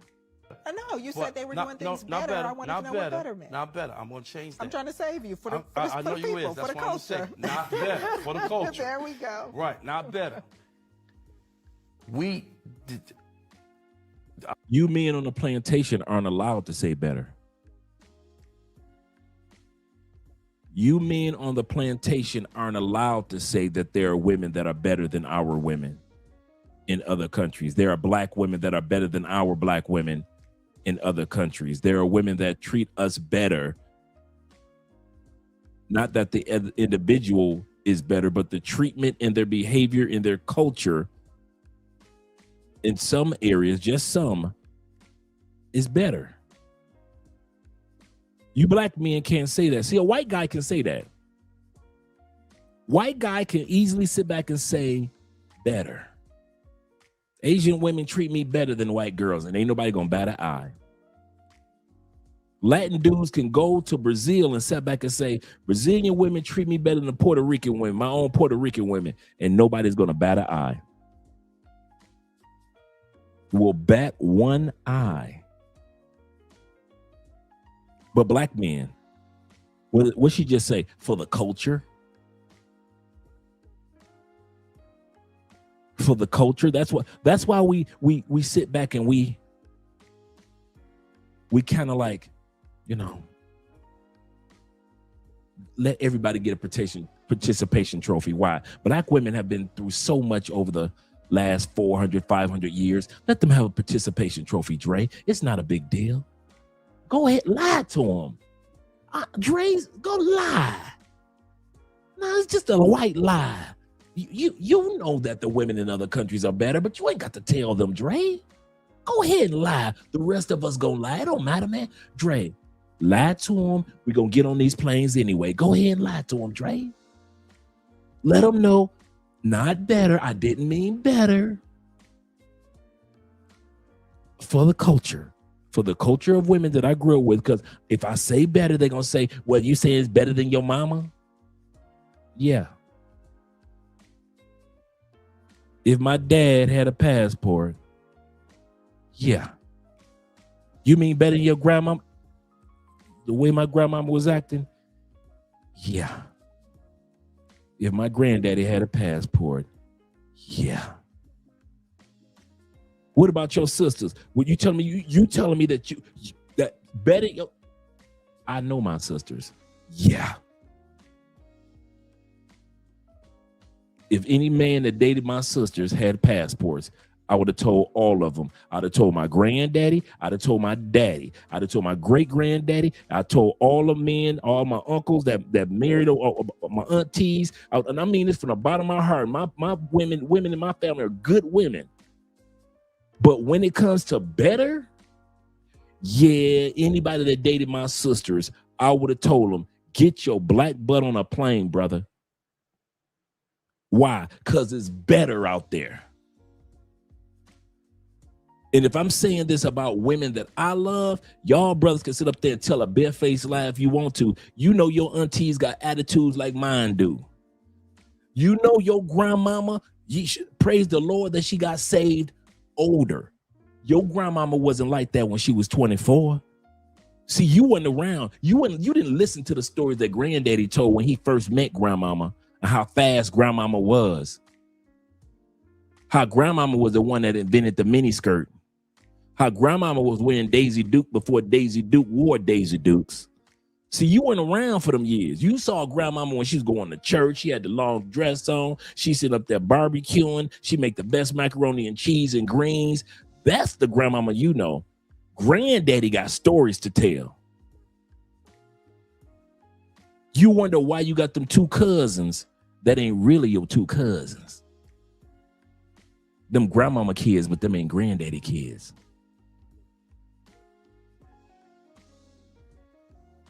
So don't act like I'm the only one that would have walked up to my granddaddy and said, Granddaddy, I got a Christmas gift for you. Here's a passport. Granddaddy, get on up out of here. What you talking about, boy? Granddaddy, get on up out of here now. Skedaddle, scram, Granddaddy. Why you want me to leave, Granddaddy? Because it's better on the other side. It's better on the other side of the hill, Grandpa. In the other land, it's better, Grandpa. It's not just different, it's better. See, we water it down in the States. We'll say, no, it's just different. Here we go, giving everybody a participation trophy. Why? Because we feel guilty as black men if we tell the truth. White men could tell the truth to his woman and don't feel guilty about it. Asian men could tell the truth to his woman and don't feel guilty about it. A Latin man could tell the truth to his woman and he know his but ain't gonna feel guilty about it. Black men are the only ones that have been programmed. If you tell your woman the truth, either you're a hater or you don't love her or you lying to her or you going against the culture. How dare you tell the black woman she's fat? You're going against the culture. How dare you tell the black woman, no, yeah, you ladies are going to college at a record rate, but you are getting college debt at a record rate. And statistics show, and I used to be an academic college recruiter for 20 years, statistics show 85% of those that get degrees don't use them. They go into a completely different career. So they're paying off college debts and they got degrees, yes, but they're not using the degrees. But you can't tell black women that. White men can tell white women that. Latin men can tell Latin women that. And Asian men can tell Asian women the truth. But you Negroes, you better not ever tell your woman the truth. You ain't gonna get no more coochie if you tell black women the truth. She'll say you hate her if you tell her the truth. You'll have dudes in your comments saying he doesn't know what he's talking about, baby. He's a liar. We love you, black queens. He's a liar. He just out there with them Latinas, and that's why he's like that. I'm out here where it's better. You can water it down if you want to. It's better out here. Better food, better prices, better culture, better behavior, better black folks. It's amazing how when I'm out here with these black folks, they ain't trying to rob me. They ain't trying to steal from me. They ain't trying to hustle me. They trying to understand my culture as an American black, and I'm trying to understand their culture as Latin black. We ain't sitting around backbiting each other. They trying to learn my language. I'm trying to learn their language. It's amazing how you try to sit back and try to tell a person that it is better out here. You can't even tell Americans that it is better outside of America when it comes to certain things. Other than military and money, tell me where it's better in the United States. I'll wait. Comment section is right there. Other than military and money, tell me where it's better in the United States. Don't talk about no laws. You can't talk about medical. It's not better. You can't say freedom. There are countries that have far more freedom for men, women, and LGBTQ than the United States. So you can't say freedoms. What you gonna say? Car prices? The average car in the United States now costs the average brand new car in the United States costs $51,000. Can't use car prices. House prices, ownership. We just looked at the other day. Over 98% of people in Japan, in China, own their home outright. And don't owe no back this or back that on it. And they don't get paid as much as we do. Think about it. In China, they don't even get paid as much as we do, anywhere near as much as we do. And 98% of them own a house. Not a raggedy house, not a piece of junk house, a nice house, a nice apartment, a nice condo. They got so many homes over there. They got empty towns and empty cities full of empty buildings. Brand new. Ain't nobody ever lived in them. Come on, put in the comment section. What's guns? We got better guns. That fall under the auspices of protection or military. Come on, guys. Let's be real. I'm serious. This is your time to shine, my fellow Americans, red, white, and blue. Other than money or military might and guns under that umbrella as well. Good point, brother. Tell me where it's better. Well, if it was so bad, why is everybody trying to get there? Stop it with that lie. Do you really? We talked about this before. We're travelers. Travelers are the one thing I love about being a traveler. I'm gonna come to the super chats in a second, guys, and the cash apps. The one thing I love about being a traveler is this: you ain't got to believe the lies no more. If America was so bad, why is everybody trying to come here? Why has America got such an immigration issue? You talking about the same type of literally the same immigration issue that Germany is going through. France is going through, the Norwegian area is going through, Spain is going through. You mean that same one that Italy is going through? What makes you think the United States is the only one that's going through immigration issues? Those of us who got passports know.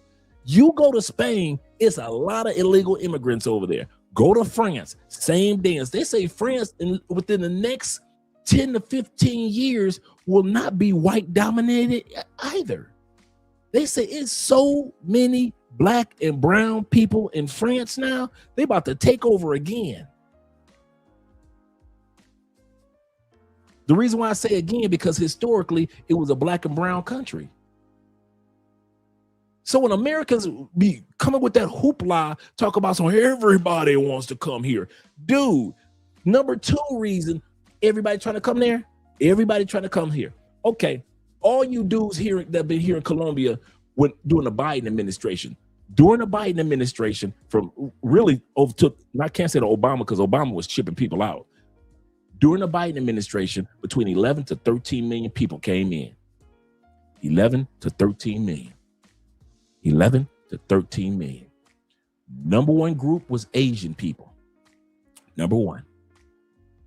Then Latin. ICE will have you think Latin was number 1, but the number 1 illegal immigrants in the United States that came in during the Biden administration were Asian people. How many of y'all was here in Colombia during the Biden administration or visiting Colombia? Did everybody try to leave?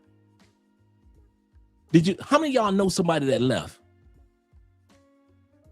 During the Biden, anybody could have left. Anybody could. Your girlfriend, Andrea's family members, anybody could have walked. How come everybody? Did you see everybody leaving? Because Americans will sell it as if everybody want to come. Did you see all the Mexicans? Mexicans are right there. How come the Mexicans didn't leave in masses? Did the Mexicans stay in Mexico? So all the Mexicans didn't leave. What about the Guatemalans? Did Guatemala all of a sudden get empty? El Salvador, Belize, any of those countries get empty? Oh, it had to be Argentina all the way at the bottom, huh? Oh, they didn't get empty either? Well, Colombia and Peru are right there. So Colombia had to get you. Come on, some of you guys had to know somebody that walked away. All you guys that been messing with Colombia with. So the same Venezuelan chick that you was messing with when Biden first came into office is the same Venezuelan chick you can call today after Biden's out of office when she could have walked away. So she's still here in Colombia too, huh? Biden administration, I'm going to weddings in Colombia, graduations in Colombia, seeing people starting businesses in Colombia, buying their first homes as Colombians in Colombia, building fincas, which is vacation villas in Colombia. Ain't none of these people left. I kid you not. When the highlight, and I mean this, the highlight of when people were walking into the United States, I was at a wedding. True story. I'm at a wedding. One of Andrea's aunts getting married in a beautiful town. Everybody's dancing and having a good time in the reception. You know where my mind went? A true story. True story. I'll never forget this. My mind thought about Americans think that everybody wants to come to their country, come to our country. While I'm looking at these people dancing at a wedding. I'll never forget that. I was actually eating wedding cake and I'm looking at all these Colombians dancing and celebrating, having a great time in their country under their flag. And they could have walked out too. And most of these people already own property here and they got their education. They got their jobs. They could have easily sat back and say, I have something to offer the United States. Just let me in. I'm not a thug. I'm not a drug dealer. I'm not none of that stuff. I'm a Colombian person that has something to offer the country. They did not leave. They are at a wedding. And I'll never forget that moment. I'm sitting up there eating a cake and it was at the peak of people coming into the United States. And I'm thinking, Americans actually think everybody wants to come to our country when everybody doesn't. There are people that love their country just like we love ours. And Americans don't never want to admit somebody else can love their country without being violent about it or attacking us or being demonstrative about it. I love my country and I don't like America. Nobody's saying that. They love their own country and we love ours.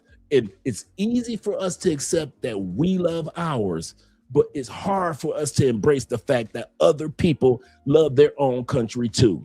How dare Peruvians stay in Peru when they could have came to my country during the Biden administration? How dare the Panamanians stay in Panama when they could have came to my country? It just hurt y'all little soul that everybody does not want to be in our country. Some of y'all think that if I date a Colombiana, she gonna automatically want to. Dude, if I wasn't with Andrea, one of y'all was with Andrea, guess what? Some of y'all I'll put it like this. Any of y'all that would have dated Andrea would have been a disappointed soul.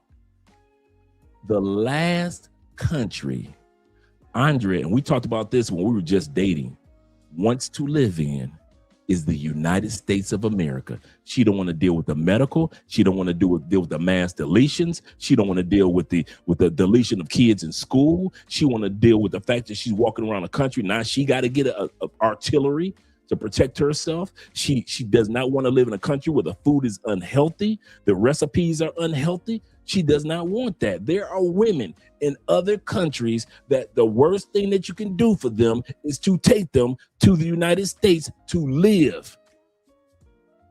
You wonder why she changes, because many women are miserable in our country. Our country is the exact opposite of what made her her. And what do? You drag her to the other country, and then you're surprised that she's no longer her. How the hell you surprised that she ain't her no more?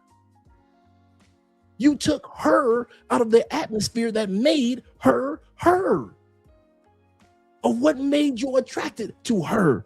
And you plop her in an atmosphere that is the complete opposite of everything that has to do with her, and you wonder how she changed. How stupid are we?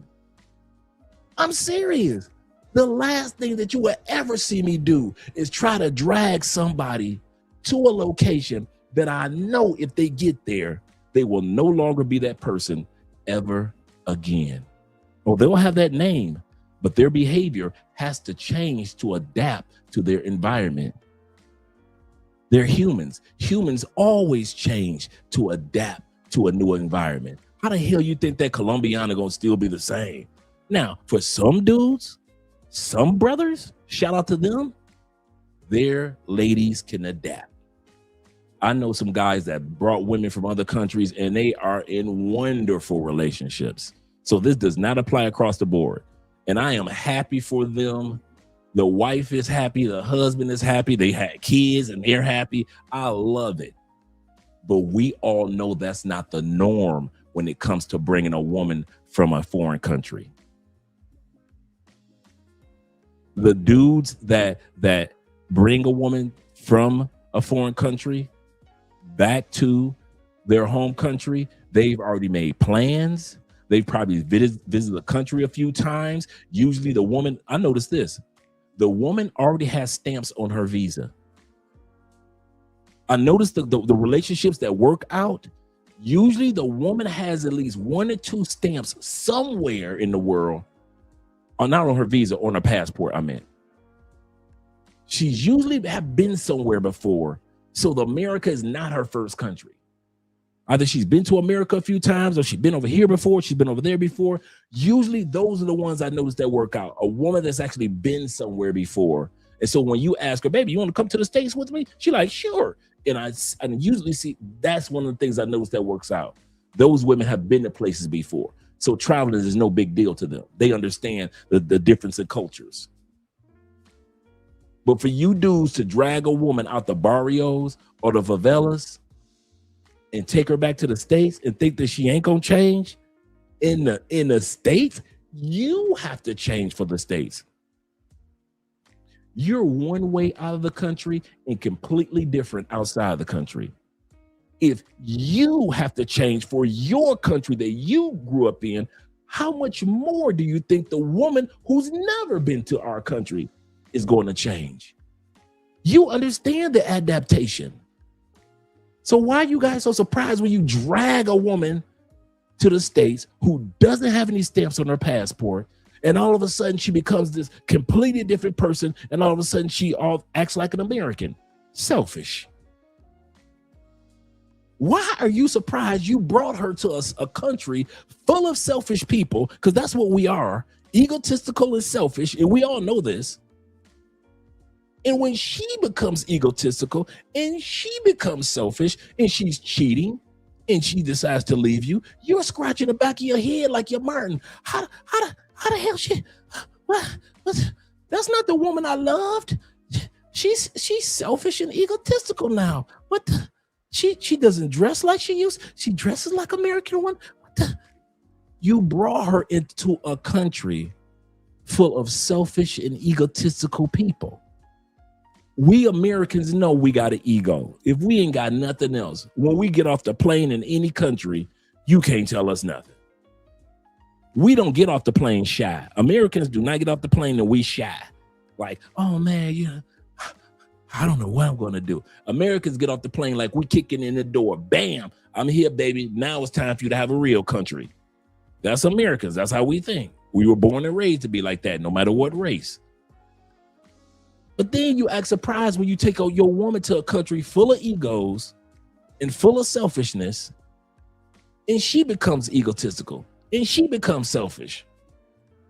And you just scratching your head like, what did I do? What did I do wrong? What? You know what you did. So before me and Andre got married, we had this conversation, and Andre was like, you ain't gonna put me through that. You ain't gonna put me in a country full of selfish people. You ain't gonna put me in a country full of egos. She told me this. I didn't have to say it. I didn't have to convince Andre nothing. And there are plenty of women that don't want to go to the States, that love their family, that love their food, that love their flag, love their national anthem too, love their sports, their clothing, everything that makes her that you fell in love with. She loves that about herself.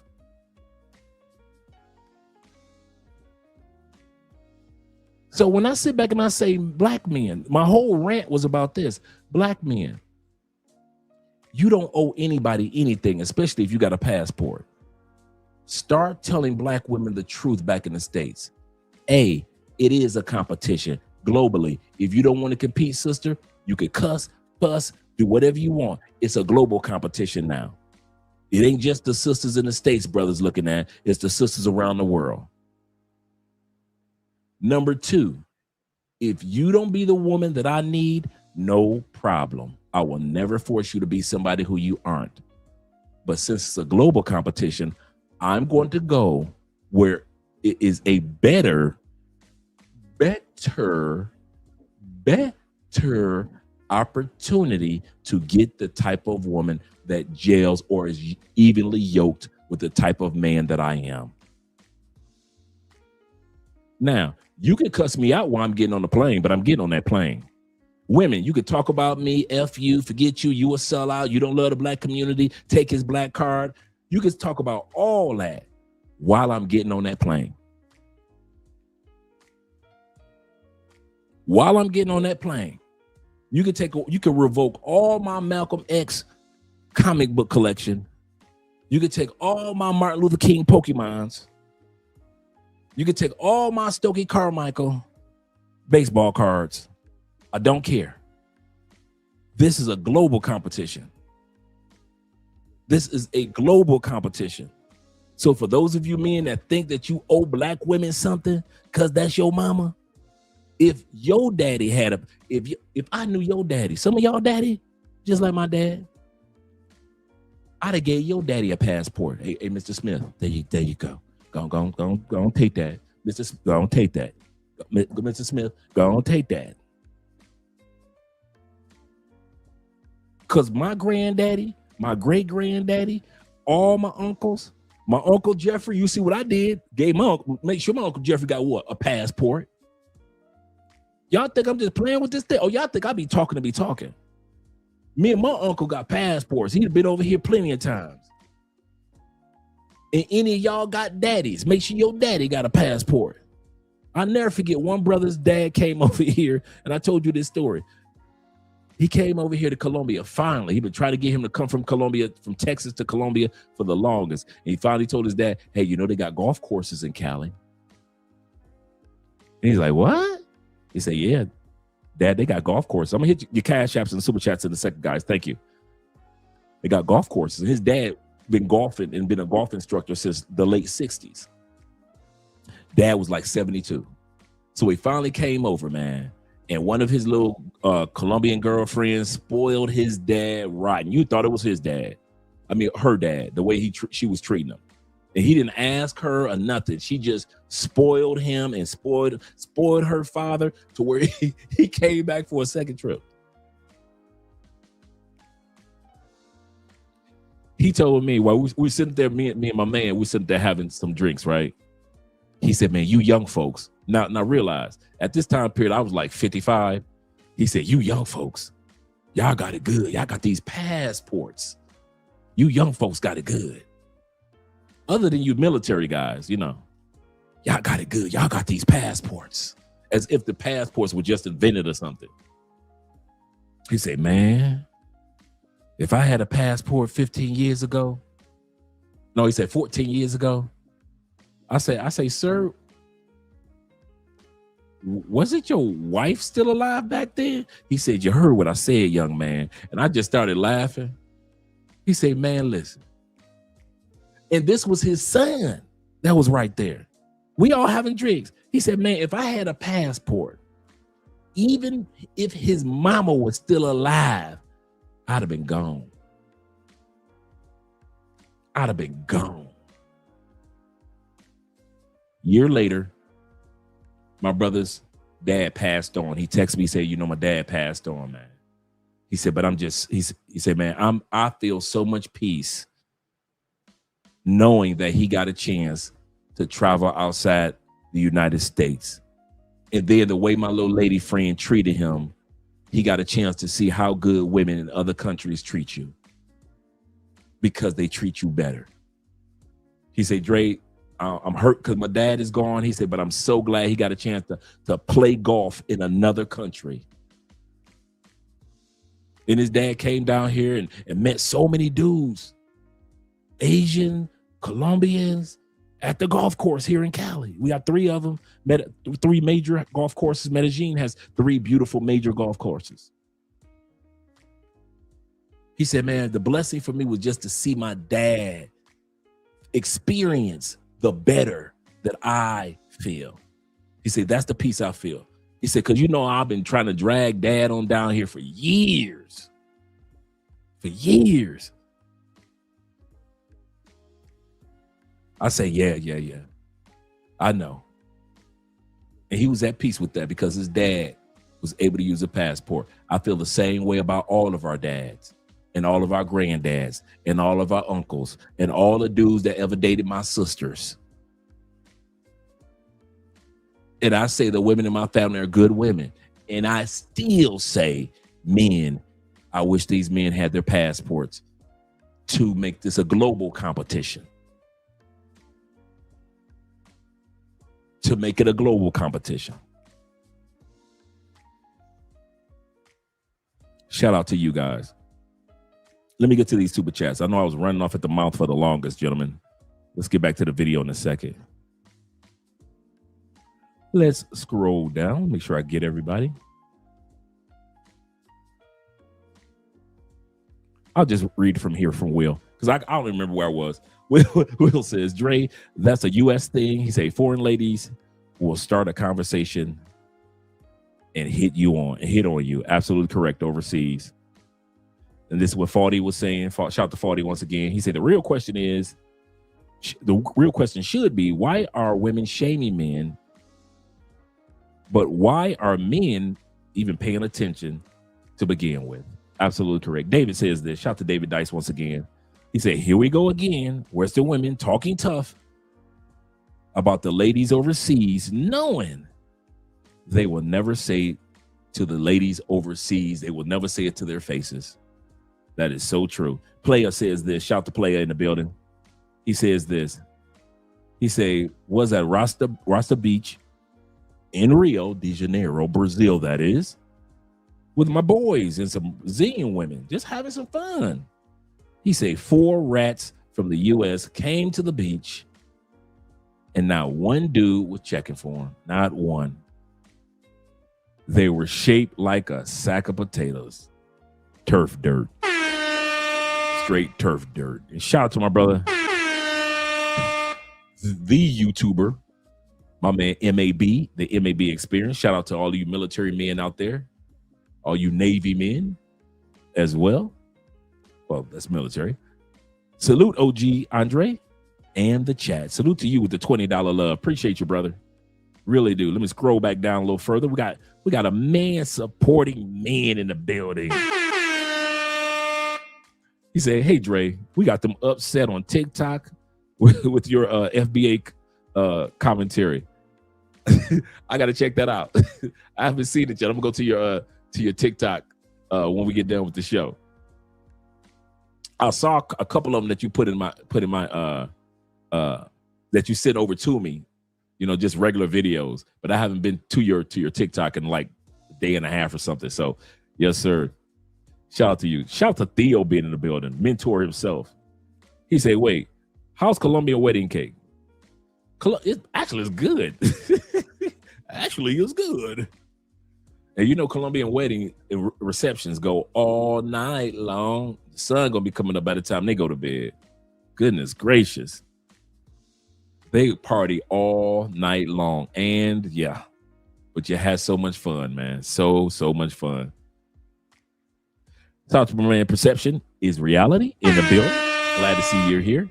He said, I met a Jamaican who was in the U.S. on work visa in South Carolina last year. She couldn't believe how expensive the states were. That's another thing. Oof.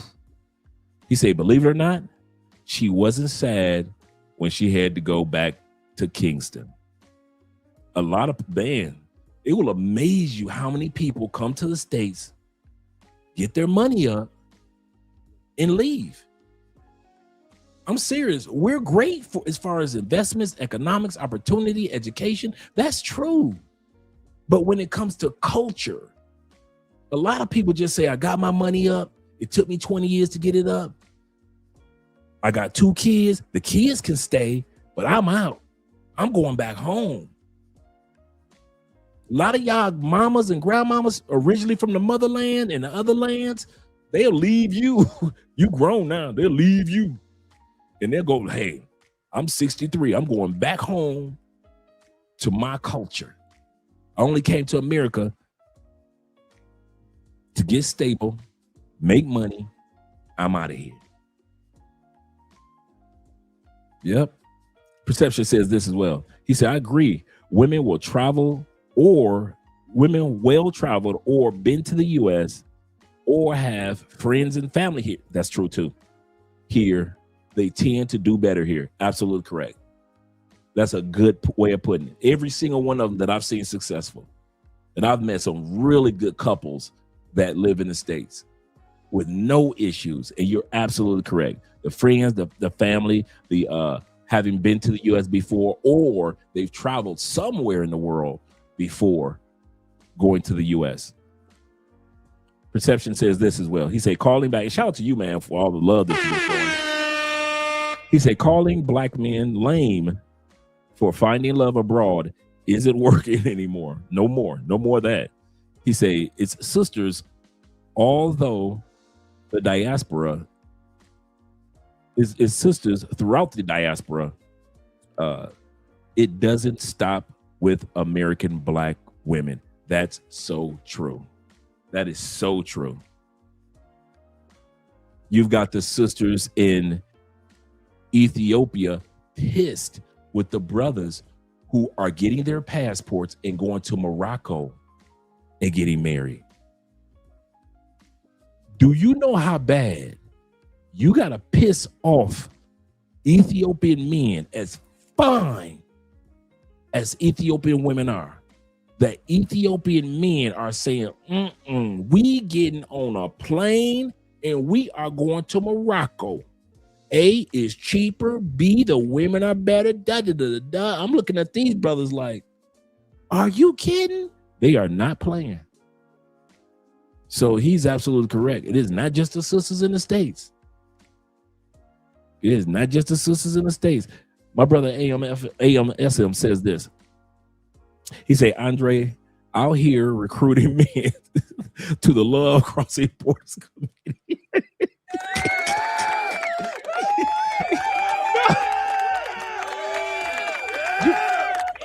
You know what, man? You know what the truth is?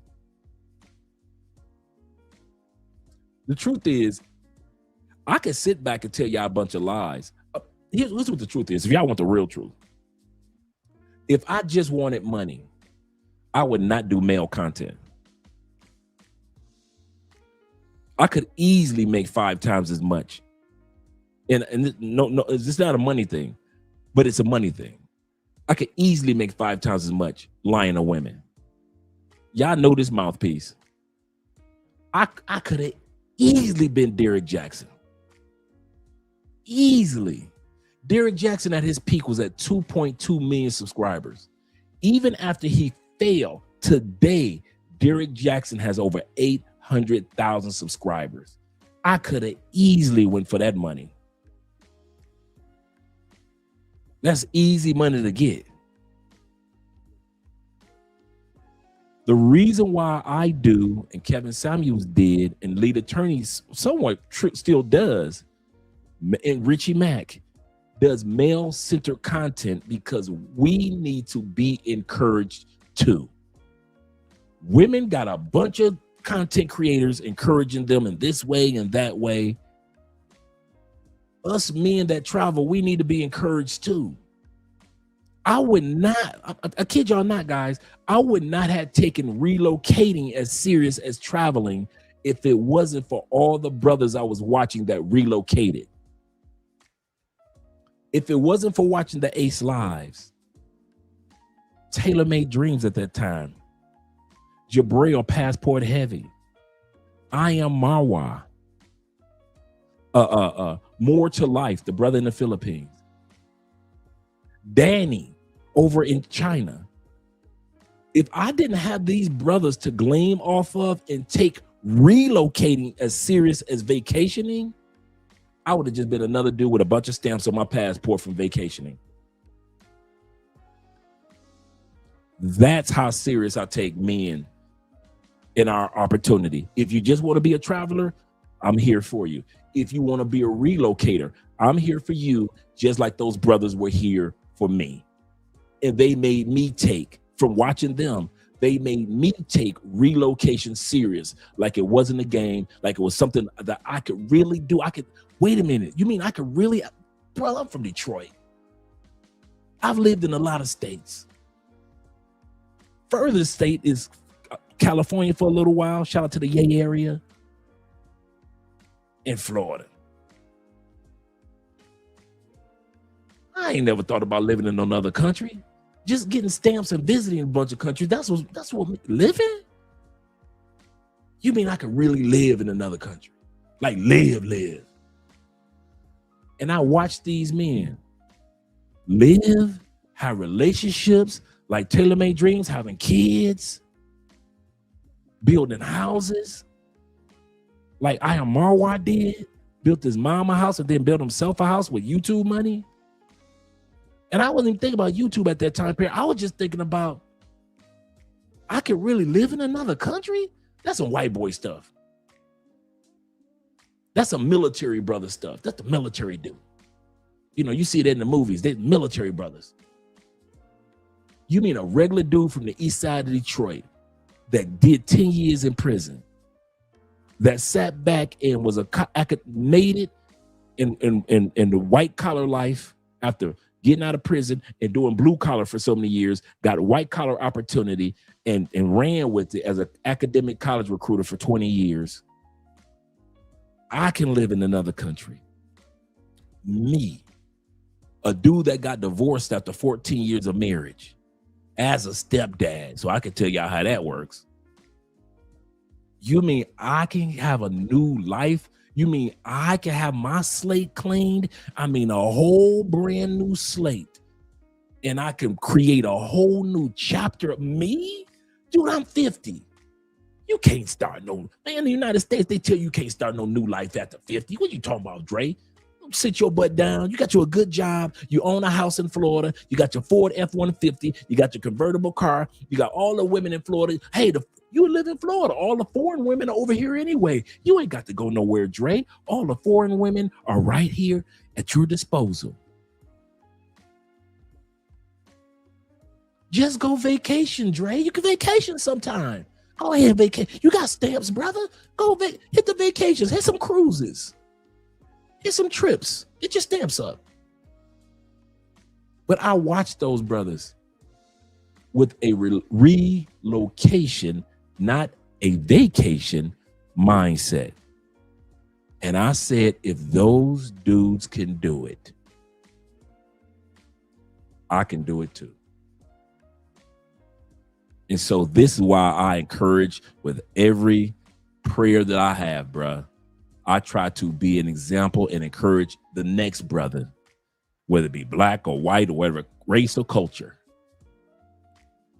that you can do it if a brother from the east side of Detroit did it.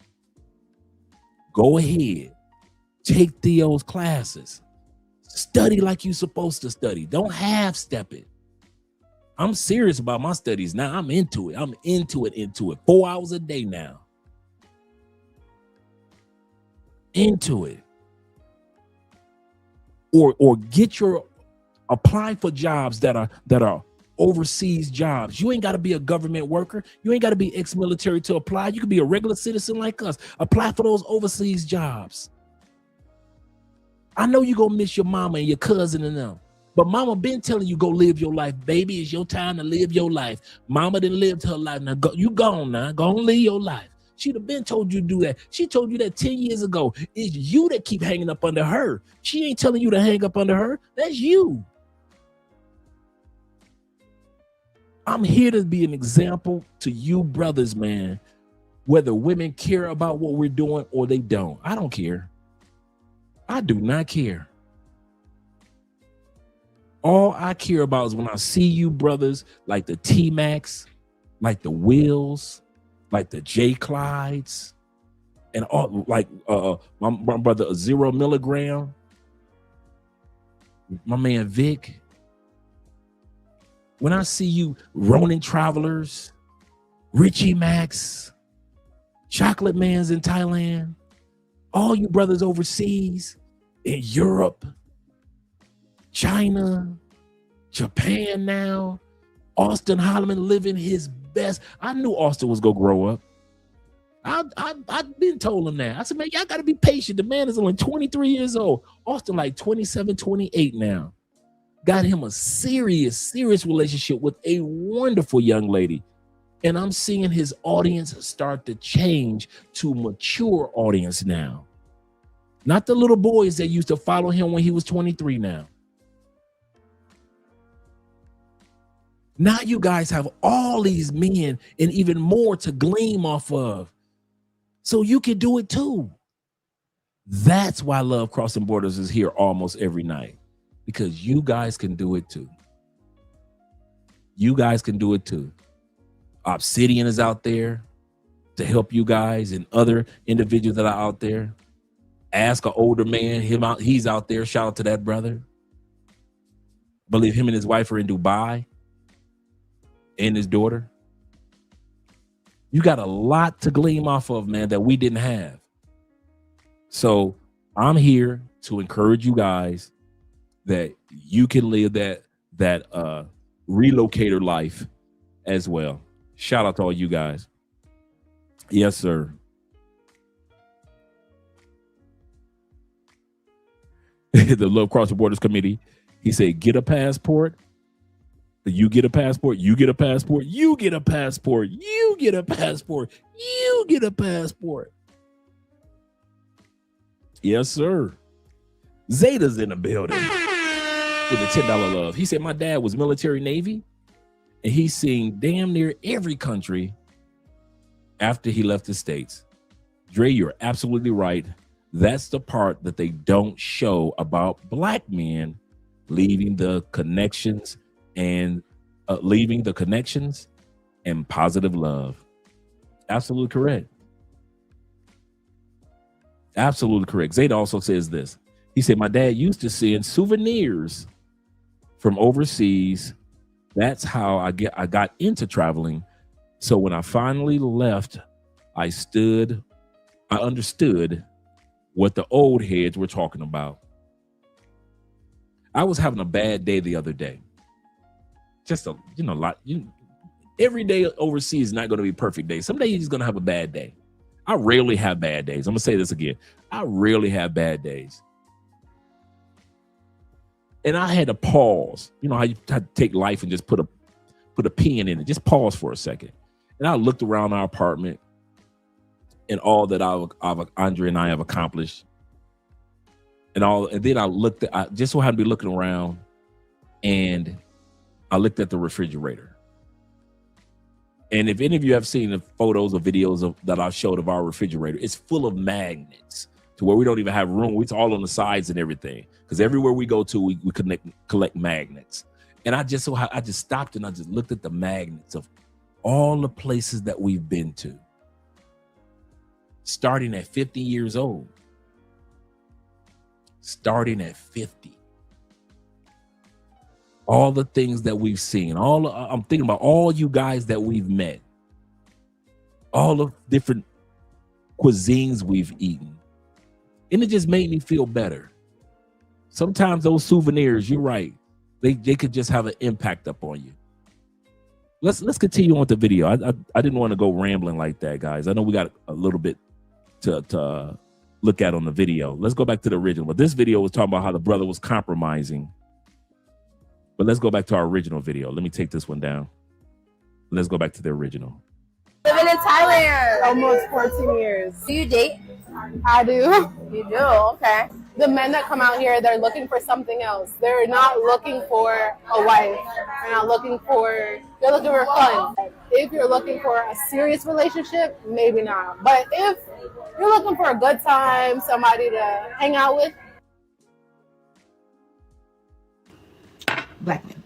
Black American men in Thailand. I have never seen so much disdain and dislike for Black women than I have in the past few months living here. And I've been living in Thailand for 14 years since I was 16 years old. So I know what I'm talking about. Now, this is not all Black American men, okay? I have a lot of Black male friends in Thailand. We're Thai. I consider these guys like my brothers. But y'all passport bros, you're on something for real. Now, where's all this passion coming from? This video on YouTube has been circulating. A friend of mine reposted a YouTube video and my face was on the video, y'all. A couple of my friends' videos from TikTok and YouTube on this video as well. This video was titled, Black Women Blame Black Men for Being Single.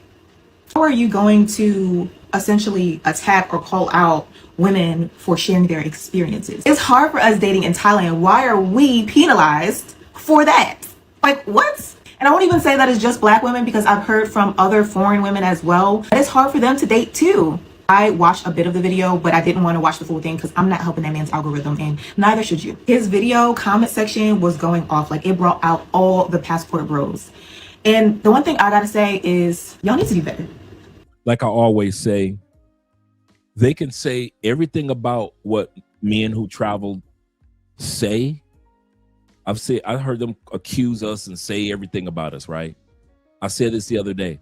I've never heard them say that we're liars. How many videos have you seen of these women ever saying that we lied about them? That we lied about the independent woman? That we lied about the Western woman? That we lied about the modern woman? I've never seen that video. How many videos have you seen where they said Kevin Samuels lied? They'll say, I didn't agree with him, or we didn't like his tone, or he's gay.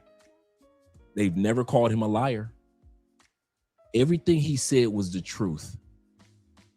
She might not like what men had to say in her comment section or in that video, but as she's rambling on, she's yet to say that the guy that posted the video or the guys in the comments were lying. They never say that we men are lying about them.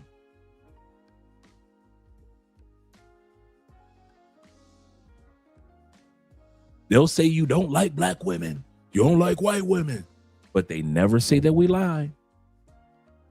Shout out to you guys over on the Cash App. Appreciate you, gentlemen. My man JB with the $10 love. He said, you cooking tonight, big bro, you're cooking. Shout out to Chris Breezy. He said, I can't get all this content in. Shout out to you with the $20 love. My man T-Mac, who always supporting. Shout out to all you guys with the $10 love. And my brother Zay supporting Black business. Yes, sir. Shout out to you gentlemen over on Cash App, PayPal, Super Chats. We appreciate you guys. We really do. Really do. Let's continue on with this. Yep, that's a good point, Crypto. If you don't chase us overseas, then you won't get, you won't have to feel bad. January, February, March, April, May, June, July, August. You see how she's saying? Her dating in Thailand. January, single. February, single. March, April, May, all the way through August, single. Even though her grandmother said, down at the bottom in purple, she said, my grandmother always said, don't listen to what a man says. You're single until you're married. So since she's not married, she's still single. And right now, it's a great depression that these women going through, not just depression. September, October, November, December. Here's the same thing. She's a woman that living in Thailand, and she says she's struggling with dating. Same thing. Now, if you look at her, I'd say she might be late 20s, early 30s. I think she's relatively attractive. She shouldn't have any struggles dating, but she is, because the Asian men don't want Western women, and Western men want Asian women. Nobody wants them. This is what it feels like. These women are discovering what it feels like to be an average guy in the West. This woman is probably going through what I'm going through. You've gone through what many men have gone through, which is, you know something? I am not getting chosen by anybody. I'm not really given an opportunity. I don't have any, there's just nothing for me. This isn't working out for me. These women are discovering what it's like to be an average man in the United States, and they hate it. They cannot stand it. Girls in Thailand, please talk to me. What is the dating situation like in Thailand? Because I've been here a while now, right? And I'll be honest, I would love to meet a wonderful, kind, wholesome, respectful, sweet, funny Thai guy. But I feel like they're either hiding, they're terrified of me as a foreign girl, or they're just not interested at all.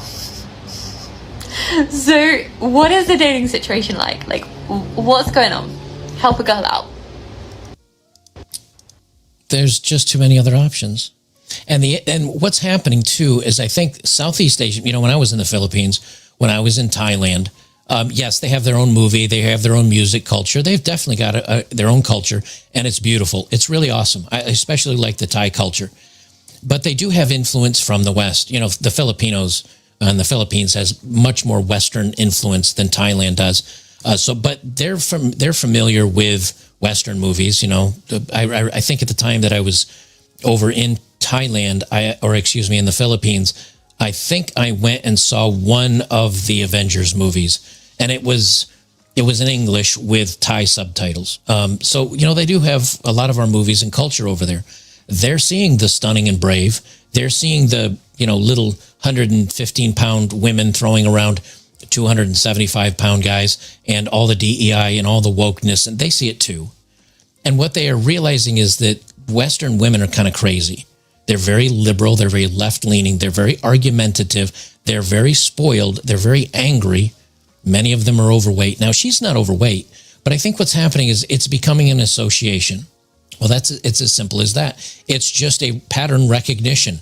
And Asian men, just like Asian women, much of the world, including us, including men and conservative men, we see what Hollywood does. We see what the music industry does. We see what commercials are like. We see the propaganda. We see the writing on the wall. And because we see that, we realize, you know something, she's attractive, sure. Many people would find her attractive. Many people would probably date her. But then you look and you say, is this going to be a headache? Right. Is she going to be a challenge? Is she someday going to eat too much? Does she have a super high body count? Because we've been told there's nothing wrong with that. All of a sudden you realize, you know something, the juice isn't worth the squeeze.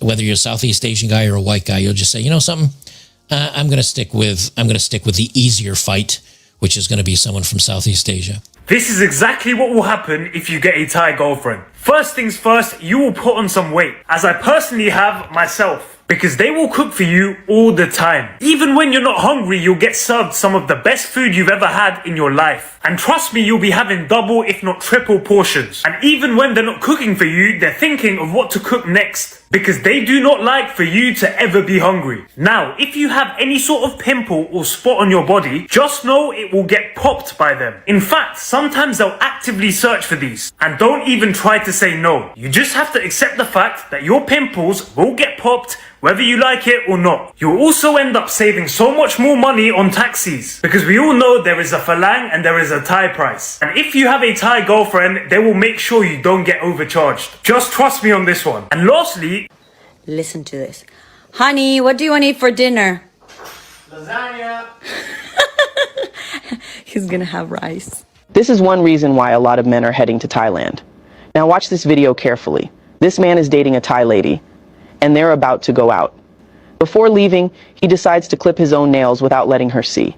He wanted to test her reaction if she found out he was doing it himself, instead of asking her. About to go out right now, but I need to clip my nails. Watch this.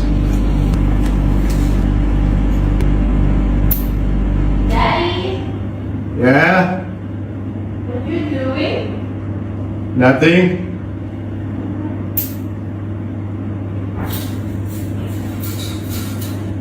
Hold on. That's my job. Things I had to get used to dating a Thai woman. They like feeding you. But first, as you know, I live in Thailand. They love feeding you.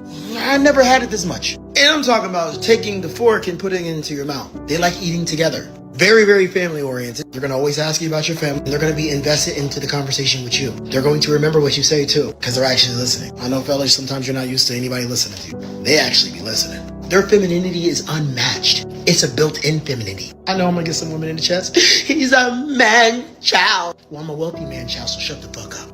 So especially when you're working really hard throughout the day or throughout the week, man, to have that femininity is absolutely amazing. It's unmatched. You could be upset, and your upsetness is gone because she's just so freaking feminine.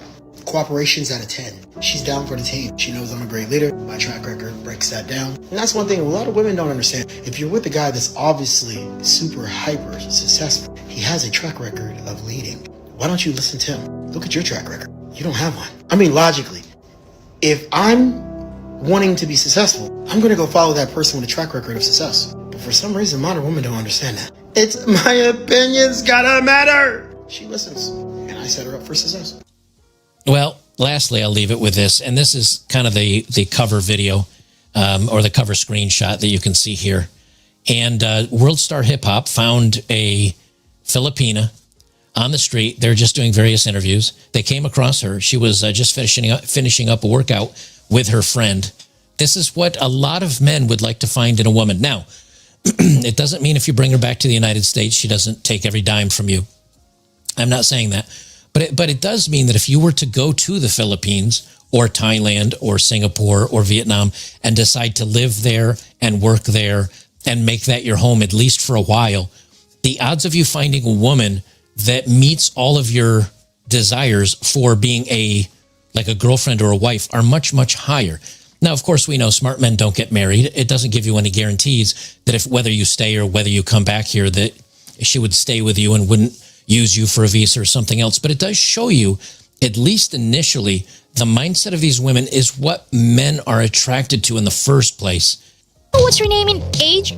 I'm Roxy and I'm 25 years old. How are you tonight, Roxy? I'm just doing my run here. So yeah. You're doing your run. Okay. You're so pretty. Thank you. You're welcome. Okay, so here's the question, Roxy. If a foreigner wanted to date... Shout out to our girl, Philippine P.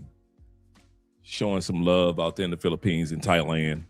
That's who's doing the interview. She's at about 400,000 subscribers. The one that's doing the interview, she's got about 400,000 subscribers right now in the last 3 years. You, how much money should he have per month to live here? I think here in Naga City. Yes, here in Naga, here in the Philippines. Maybe in the Philippines or Naga City specifically, I'd say like 50,000. You will live comfortably for 50,000 here in Naga. But in the Philippines or like Manila, I think you need more. Or if you want to live in like an urban place, I think 50,000 would be enough. What's the Let me just pause here for a second. Notice her answer. The girl questioning says, if a man wanted to date you and live here, how much would he need? Notice that when she was thinking about it, she's thinking, well, Naga City is kind of expensive, you know, if you want to live urban. At no point did she say, well, he needs to make this amount of money to date me. Even though the interviewer specifically said, if a man wanted to date you and live here to date you, how much would he need to make? At no point did she say he needs to make X amount to date me. She just said he'll need X amount to live in the city, to be here and to live comfortably, you know, depending on location. She didn't tie his income or his value to her in any way. She just tied the income and the money to the actual cost of living, which, for those of you just listening, is about $875 a month to live in this area per month. Before he goes any further, he's 100% correct with that when he says that she did not take time out to calculate what she needed from a man.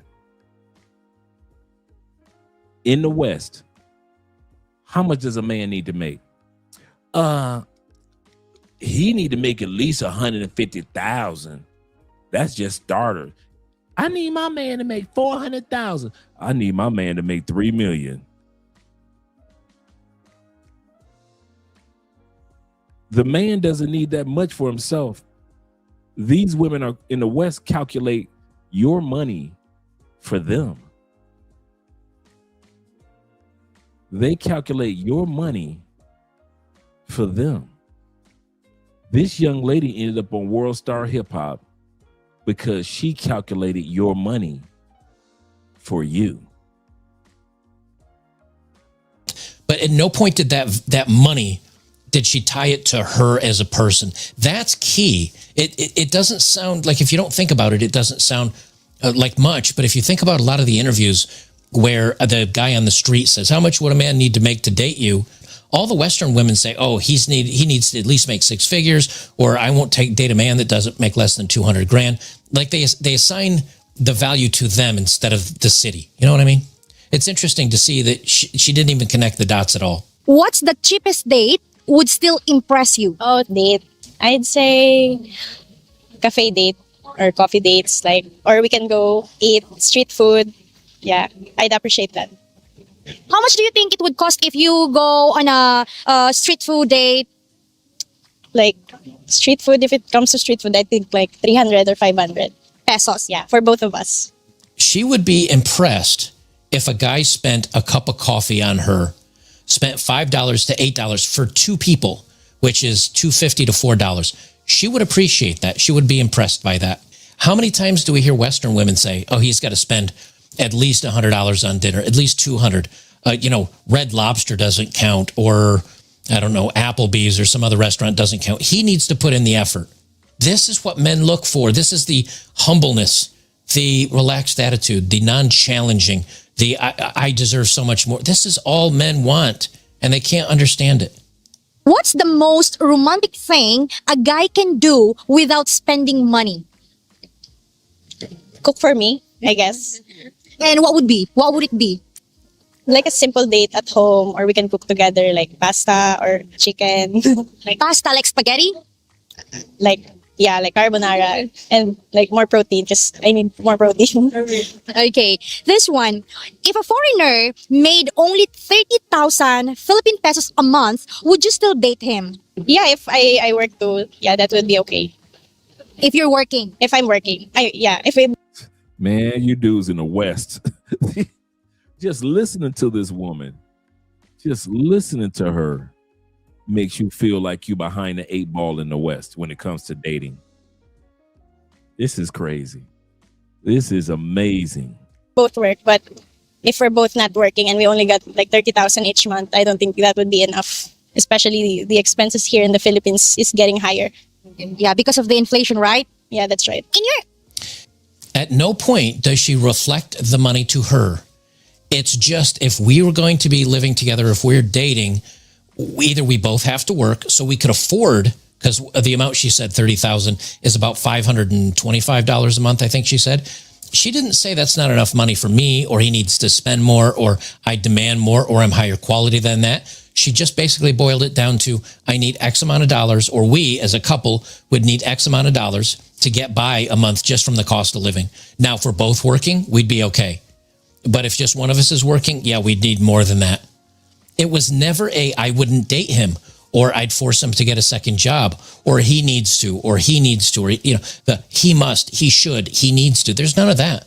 It's just the programming, the brainwashing, the entitlement that is taught to Western women at such a young age is just not here. It's absent. Now, I know if you're like me, there's always is she lying? Is she trying to trick us just so who knows? But to me, it seems like especially if you're watching the interview, to me, it seems like she's being relatively real. I don't see where she feels like she's tricking anybody, because when she pauses and thinks about it, and she just says, well, we'd have to have more money than that just to live in this area because of the cost of living. I don't get the feeling that she's trying to get more than she feels like she's worth, or she's demanding too much out of a guy. It basically sounds like she's just meaning like, if a guy can do simple, sweet things for me and we can afford to live, like I'm DTF, I'm good to go. That's what it sounds like to me, at least. Opinion, what's the biggest financial mistake foreigners make when dating Filipinas? I think I actually haven't I haven't experienced dating a foreigner, so I can't actually say about that. You cannot really answer that question, right? No idea at all. Still studying? No. Maybe know what's your job if it's okay. I worked at BPO. So we'll stop it there, and I think you kind of get the idea. Is she's honest? I've at least as far as I can tell, I'm usually pretty good at reading people. Now, it doesn't mean that she doesn't change. It doesn't mean that she turns into a horrible person later on that milks you for every dime you have and leaves you penniless and crying in a ditch as she runs off with your money and your best friend. But at least on this impression, and initially, she seems to be very genuine and very sweet. And I like the fact, and this is something that you don't hear very often, which is, what is your opinion on a Western man, or what do you think Western men get wrong dating Filipinas? And she thinks about it for a minute and just says, I can't really say because I've never had the experience. Boy, that's kind of refreshing, isn't it? Someone that doesn't have an opinion on something because they've never experienced it firsthand. Everybody seems to have an opinion on everything. If you're on X, the same guy you were arguing with last week about, finance. This week you're arguing with about silver. Next week you're arguing with about dating. And the week after that, you're arguing about, border patrol. Like, everybody's an expert on everything and everybody has an opinion on something, myself included. But the fact that she just says, I don't know, I haven't experienced that, so I can't really speak to that. A woman without an opinion on something, and it's not argumentative and going to fight you on something. It's very refreshing. I think it's interesting that the Western women struggle, and they're angry, and they're frustrated, and they realize that only the Western men will select to be with them in the West.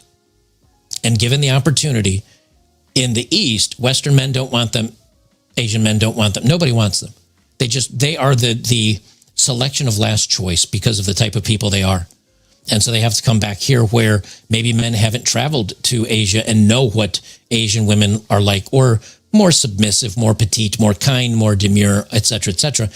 Because once you realize that world is open to you, it changes a whole lot of people's minds. Absolutely. So much so that, yes, there are passport bros. Yes, they get the passport. They head overseas, and maybe they're not looking for a wife. Maybe they're not looking for forever, but they're at least looking for somebody to date and maybe sleep with and have a romantic relationship with that actually appreciates them and cares for them and feels good when they're being supported by that man, because that does make men feel good. I think if men really knew what it was like, I think more men would go overseas. This is what happens when you date a Thai girl. She has spicy soup, ramen, right? And then she puts more spice on it.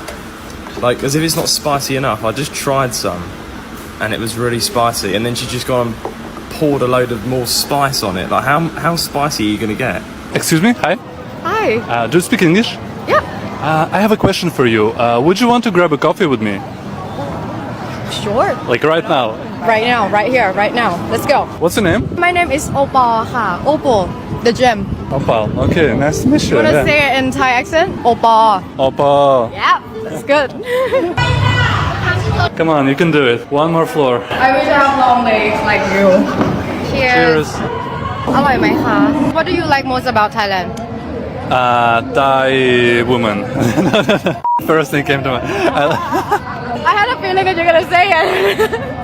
Like you put it to my head actually. I like the vibe. Yeah. What about you? Why do I like Thailand? Why did you choose to be born in Thailand? I like the people and the food. No food beats Thai food. I agree. Do you enjoy coffee with a stranger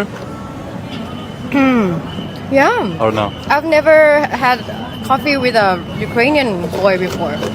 Nice. Oh, Yeah? nice. You're handsome. Thank you. You made me speechless. You're very gorgeous. He has never heard that. He probably hasn't heard that in a while or hasn't heard that at all. Left the man speechless just from a compliment. Just from a compliment. Oh, ขอบคุณค่ะ Can you tell that I'm a girl or a lady boy? I think you are a girl. This is what it's like to get custom tailor-made suits for you and your partner in Bangkok, Thailand. So we... Oh, now you know I'm jealous of this. Oh, you dudes that go to Thailand. This is one area I am jealous. The custom suits. The prices that you get for good custom suits. went with Michael Taylor. It's located in the MBK Center right next to the Patumwan Princess Hotel. They had over 200 5-star reviews, so we had to try it out. There was a huge range of suits, dresses, ties and shirts. And the first step was choosing the suit color and material. After taking a look at a bunch of different colors, I ended up going for a light cream. And my girlfriend decided to go for a white linen suit. The next step of the process was choosing the inner lining. And they had some really cool designs. I went for this green color and my girlfriend chose the peacock design. And then it was time to take our measurements for our tailor-made suit. And as you can see, I'd put on some weight, but no need to worry because they also offer suit adjustments. Couple days later, we returned to try on our suits for any adjustments they needed to make. And guys, I was loving this, feeling like a bearded James Bond. Now I went for a slim fit suit, so they made sure to mark on some adjustments so the suit would fit close to my body. But my girlfriend's suit was absolutely perfect. It ended up fitting her very well and the inner lining was beautiful. But the only problem was she wouldn't stop posing after this. On the same day, they made the adjustments and delivered the suit to my condo. And this was the final result. It fit so nicely and I was really impressed. So make sure to pay Michael Taylor's a visit the next time you're in Bangkok. This is the full story of how I met my girlfriend here in Thailand. So it all started off the first time I was training Muay Thai in Bangkok. I was training at a place called, what was the name? Elite Fight Club. And she decides to walk in about 20 to 30 minutes late. 15 minutes. Okay, 15 minutes late. She skips the warm-up. I'm sweating, but as soon as she walks... sweating. I'm sweating, but as soon as she walks in, guys, she was looking stunning. 10 out of 10. Absolutely beautiful. 10. So, I had a little plan in my head, guys. I had to be smart about it. So a little, I think big plan. Big plan, big plan. I had to be smart about it. I wasn't just going to approach her while she was training like most guys would. Propose? Approach, okay. So I thought of a plan in my head. I was like, you know what? I'm going to ask her to take a photo of me in the ring after training and see where it goes from there. The training session finishes. We're all sweating. We're all tired. I go up to her and I ask her, oh, is it all right if you take a picture of me, please? And guess what? She used to work as a photographer, didn't you? I am. So she didn't just take one photo of me. She took like... 100. Not hundreds. Like 50. She took about 20 photos of me trying to get the good... 40. She took about 40 photos of me trying to get all the angles going up, down, telling me to go there, telling me to go here. And she clearly put a lot of effort into it. We got chatting. I could tell she was good vibes. After that, I treated her to some coffee. Turns out she's a caffeine addict, just like me. After the training session, we went to get some coffee. We went to get some food. She showed me a little bit around Bangkok in the local area. And then, how many months later? About 3 months later? 4. 4 months later, we're here in Bangkok. Tomorrow, we're going on holiday, little vacation to Koh Samui. She's excited, I'm excited. And yeah, that's the story of how I met my beautiful Thai girlfriend. Get you a Thai woman. Babe, that's my line. I'm supposed to say that. A foreigner. Foreigner. Why? I would like to have half Asian children, and I think it's more opportunity for them and for me as well. It's up to the person that who am I with? Am I get along with them? Are we on the same page or something like that as well? So, you know, a lot of the men are traveling to Thailand and they are out there, you know, doing their thing. You're right. They messing with women, whatever. Well, you got this black woman that decides to go to Thailand, and I don't know why some of these women are showing up in these places where these men are going, but let's go ahead and check that out. Let me tell y'all, I be seeing my brothers out here getting themselves some of these Thai girls, honey. Well, they all out here getting the Thai girls. But you can tell it's lopsided. And what I mean by lopsided, you can tell those girls be too pretty for the men that they be with. Black or white. I be looking like, girl, what you doing up? But I get it though, you know. But you do see beautiful couples here too. But I be looking like, y'all came all the way out here to get yourself a Thai girl, which is fine because the Thai girls are beautiful. But it just be looking so weird because some of these girls be so beautiful and the guys be like monsters. like they be. Why is she worried about them if they're such monsters? Why are you worried about them? Why are you making videos about these men that are monsters? Be looking like straight Fat Albert and Freddy Krueger mixed together, and they be having this supermodel looking Thai girl. I'd be like, girl, ain't that much money in the world. But maybe it is. Maybe it's true love. I ain't here to judge. You know, and if it wasn't true love, maybe it developed into true love. They say you learn to love people. Maybe some of the American men come out here and treat these women good, but it ain't even just Americans. The white guys, there's Australians, Russians, people from Singapore, you know, Canadians. They all be having their Thai girls. All love them. When the brothers see me, they be looking at me like I'm a judge them. Like, I be like, I see you, brother. Do your thing. Tell you something. You gonna miss us. Okay? If you used to date black women and you stopped dating black women, there's a bunch of beautiful women out there with beautiful personalities. But if you stop dating us, when you see us, when they see us, you gonna miss us. Ma'am, when these men go to Thailand, they're not going to Thailand looking for black women, just to be honest with you. Clearly, they're going to Thailand to look for Thai women, if that's what they're over there to do. If they wanted to go overseas looking for black women, then there's plenty of countries they could have went to. They could have went to the Caribbean. Plenty of black women are there. The continent of Africa, plenty of black women are there, right?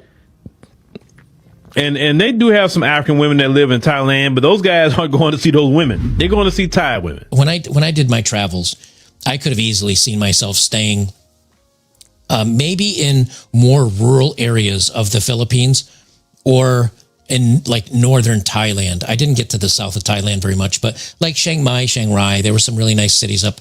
And what I found is that the women were nice and they were sweet, and not all of them. Everybody assumes you're going to get a bar fly, you know, some lady that works at a bar and gives it up for $5 American. There's a surprising number of women that are not like that still are on the dating apps, that go on a date, that want to get to know you a little bit before, you know, they kiss you or hold your hand or make out with you or sleep with you. You know, there are normal girls there too. And many, many more of them, I would say, than here in the West. I think if more men experience that before dating a Western woman, before getting involved with a Western woman, I think if we took every 18-year-old man here in the United States and just let him live abroad, not for the hookups, not for sleeping with a woman, just have him live abroad and see what it feels like to live as the better half, to see what it's like to have women appreciate you and be attracted to you and flirt with you and be nice to you, even if you're just an average guy, just to get that feeling of, oh, this is what it feels like to be treated like a human, like I'm actually I deserve to be here. You know, Western men have been treated so poorly for so long that you kind of get the, well, yeah, I'm just a guy. I'm an average guy. Of course, I'm going to be treated like crap. And of course, women ignore me and are rude to me.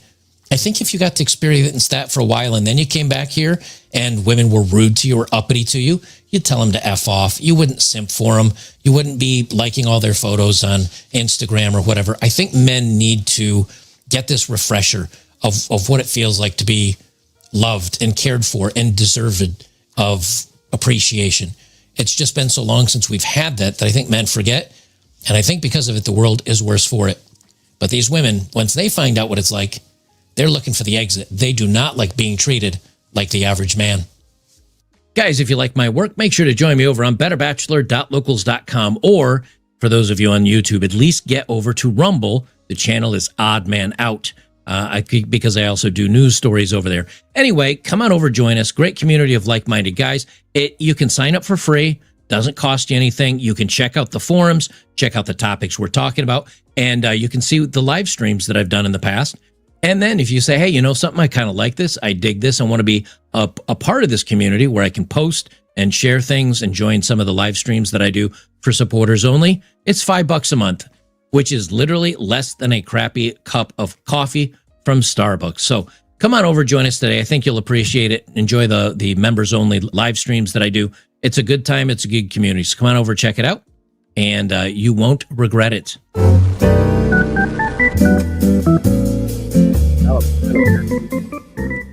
Shout out to him. Shout out to all you guys that are here.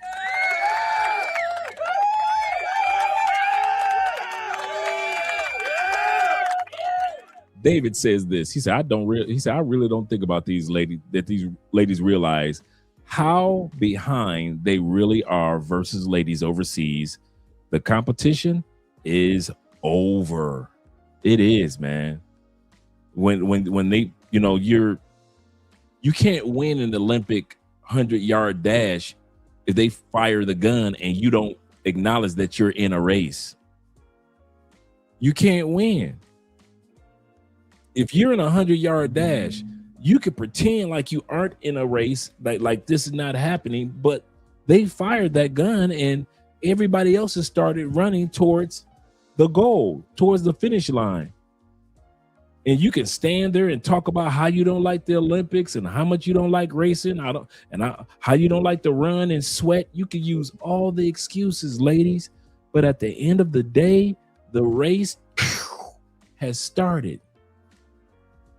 So the question that you have to ask yourself, are you just going to stand there like you've been doing for the last 40 years? Or are you going to get in the race and run to the finish line, even if you come in last? But at least try. Shout out to all you guys out there, man. Appreciate you, gentlemen. Shout out to Will H. Money in the building. He said they don't like it when the brothers have the leverage. They don't like that. That's true. He said that they once had and took for granted. Man, that's a great way of putting it. He says making them bitter, sitting on the sidelines. Absolutely correct. And the last one we're going to read tonight is IMF. He say, because we got a good one tomorrow. We're going to have some fun tomorrow. He say, next thing is to see Andre and Andrea's start a cologne company. That would be fun. Class 7.5 project. Yes, sir. Create a secure website for the future cologne company that the Conclave 2027 Colombia parties on the rooftops. Oh, I got quite a few spots for us for 2027. Oh, I got some spots for us. Yes, sir. Some rooftop spots. Yes, sir. Let me let you guys go. I'm about to head on at least one outro video. See you guys tomorrow. Tomorrow we're going to be talking about the Asian Latinas. So we're going to do the battle royale that we did last year. We're going to do that again this year. And the battle royale will be between Peru, the Asian Venezuelans, the Asian Brazilians, the Asian Colombianas, and can't leave out the Asian Guyanese. So that's tomorrow episode. So be ready to vote tomorrow because we're going to have the baddie baddies from each one of those countries and a little bit of history of each one of those countries and how the Asian population even made it there. So that's what we're gonna be looking at tomorrow. Let's get ready to do the Blasian outro.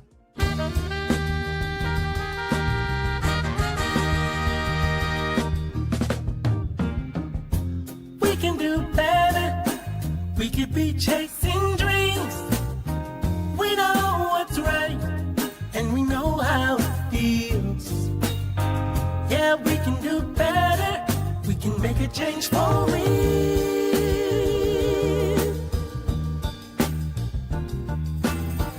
Yeah, we can do a lot better. We can be facing fears. We know what's up, and we know how to get there. Yeah, we can be stars. We can be the best. Just put us to the test and we'll show the world there's another way. If we just try a little every day, we can make it better.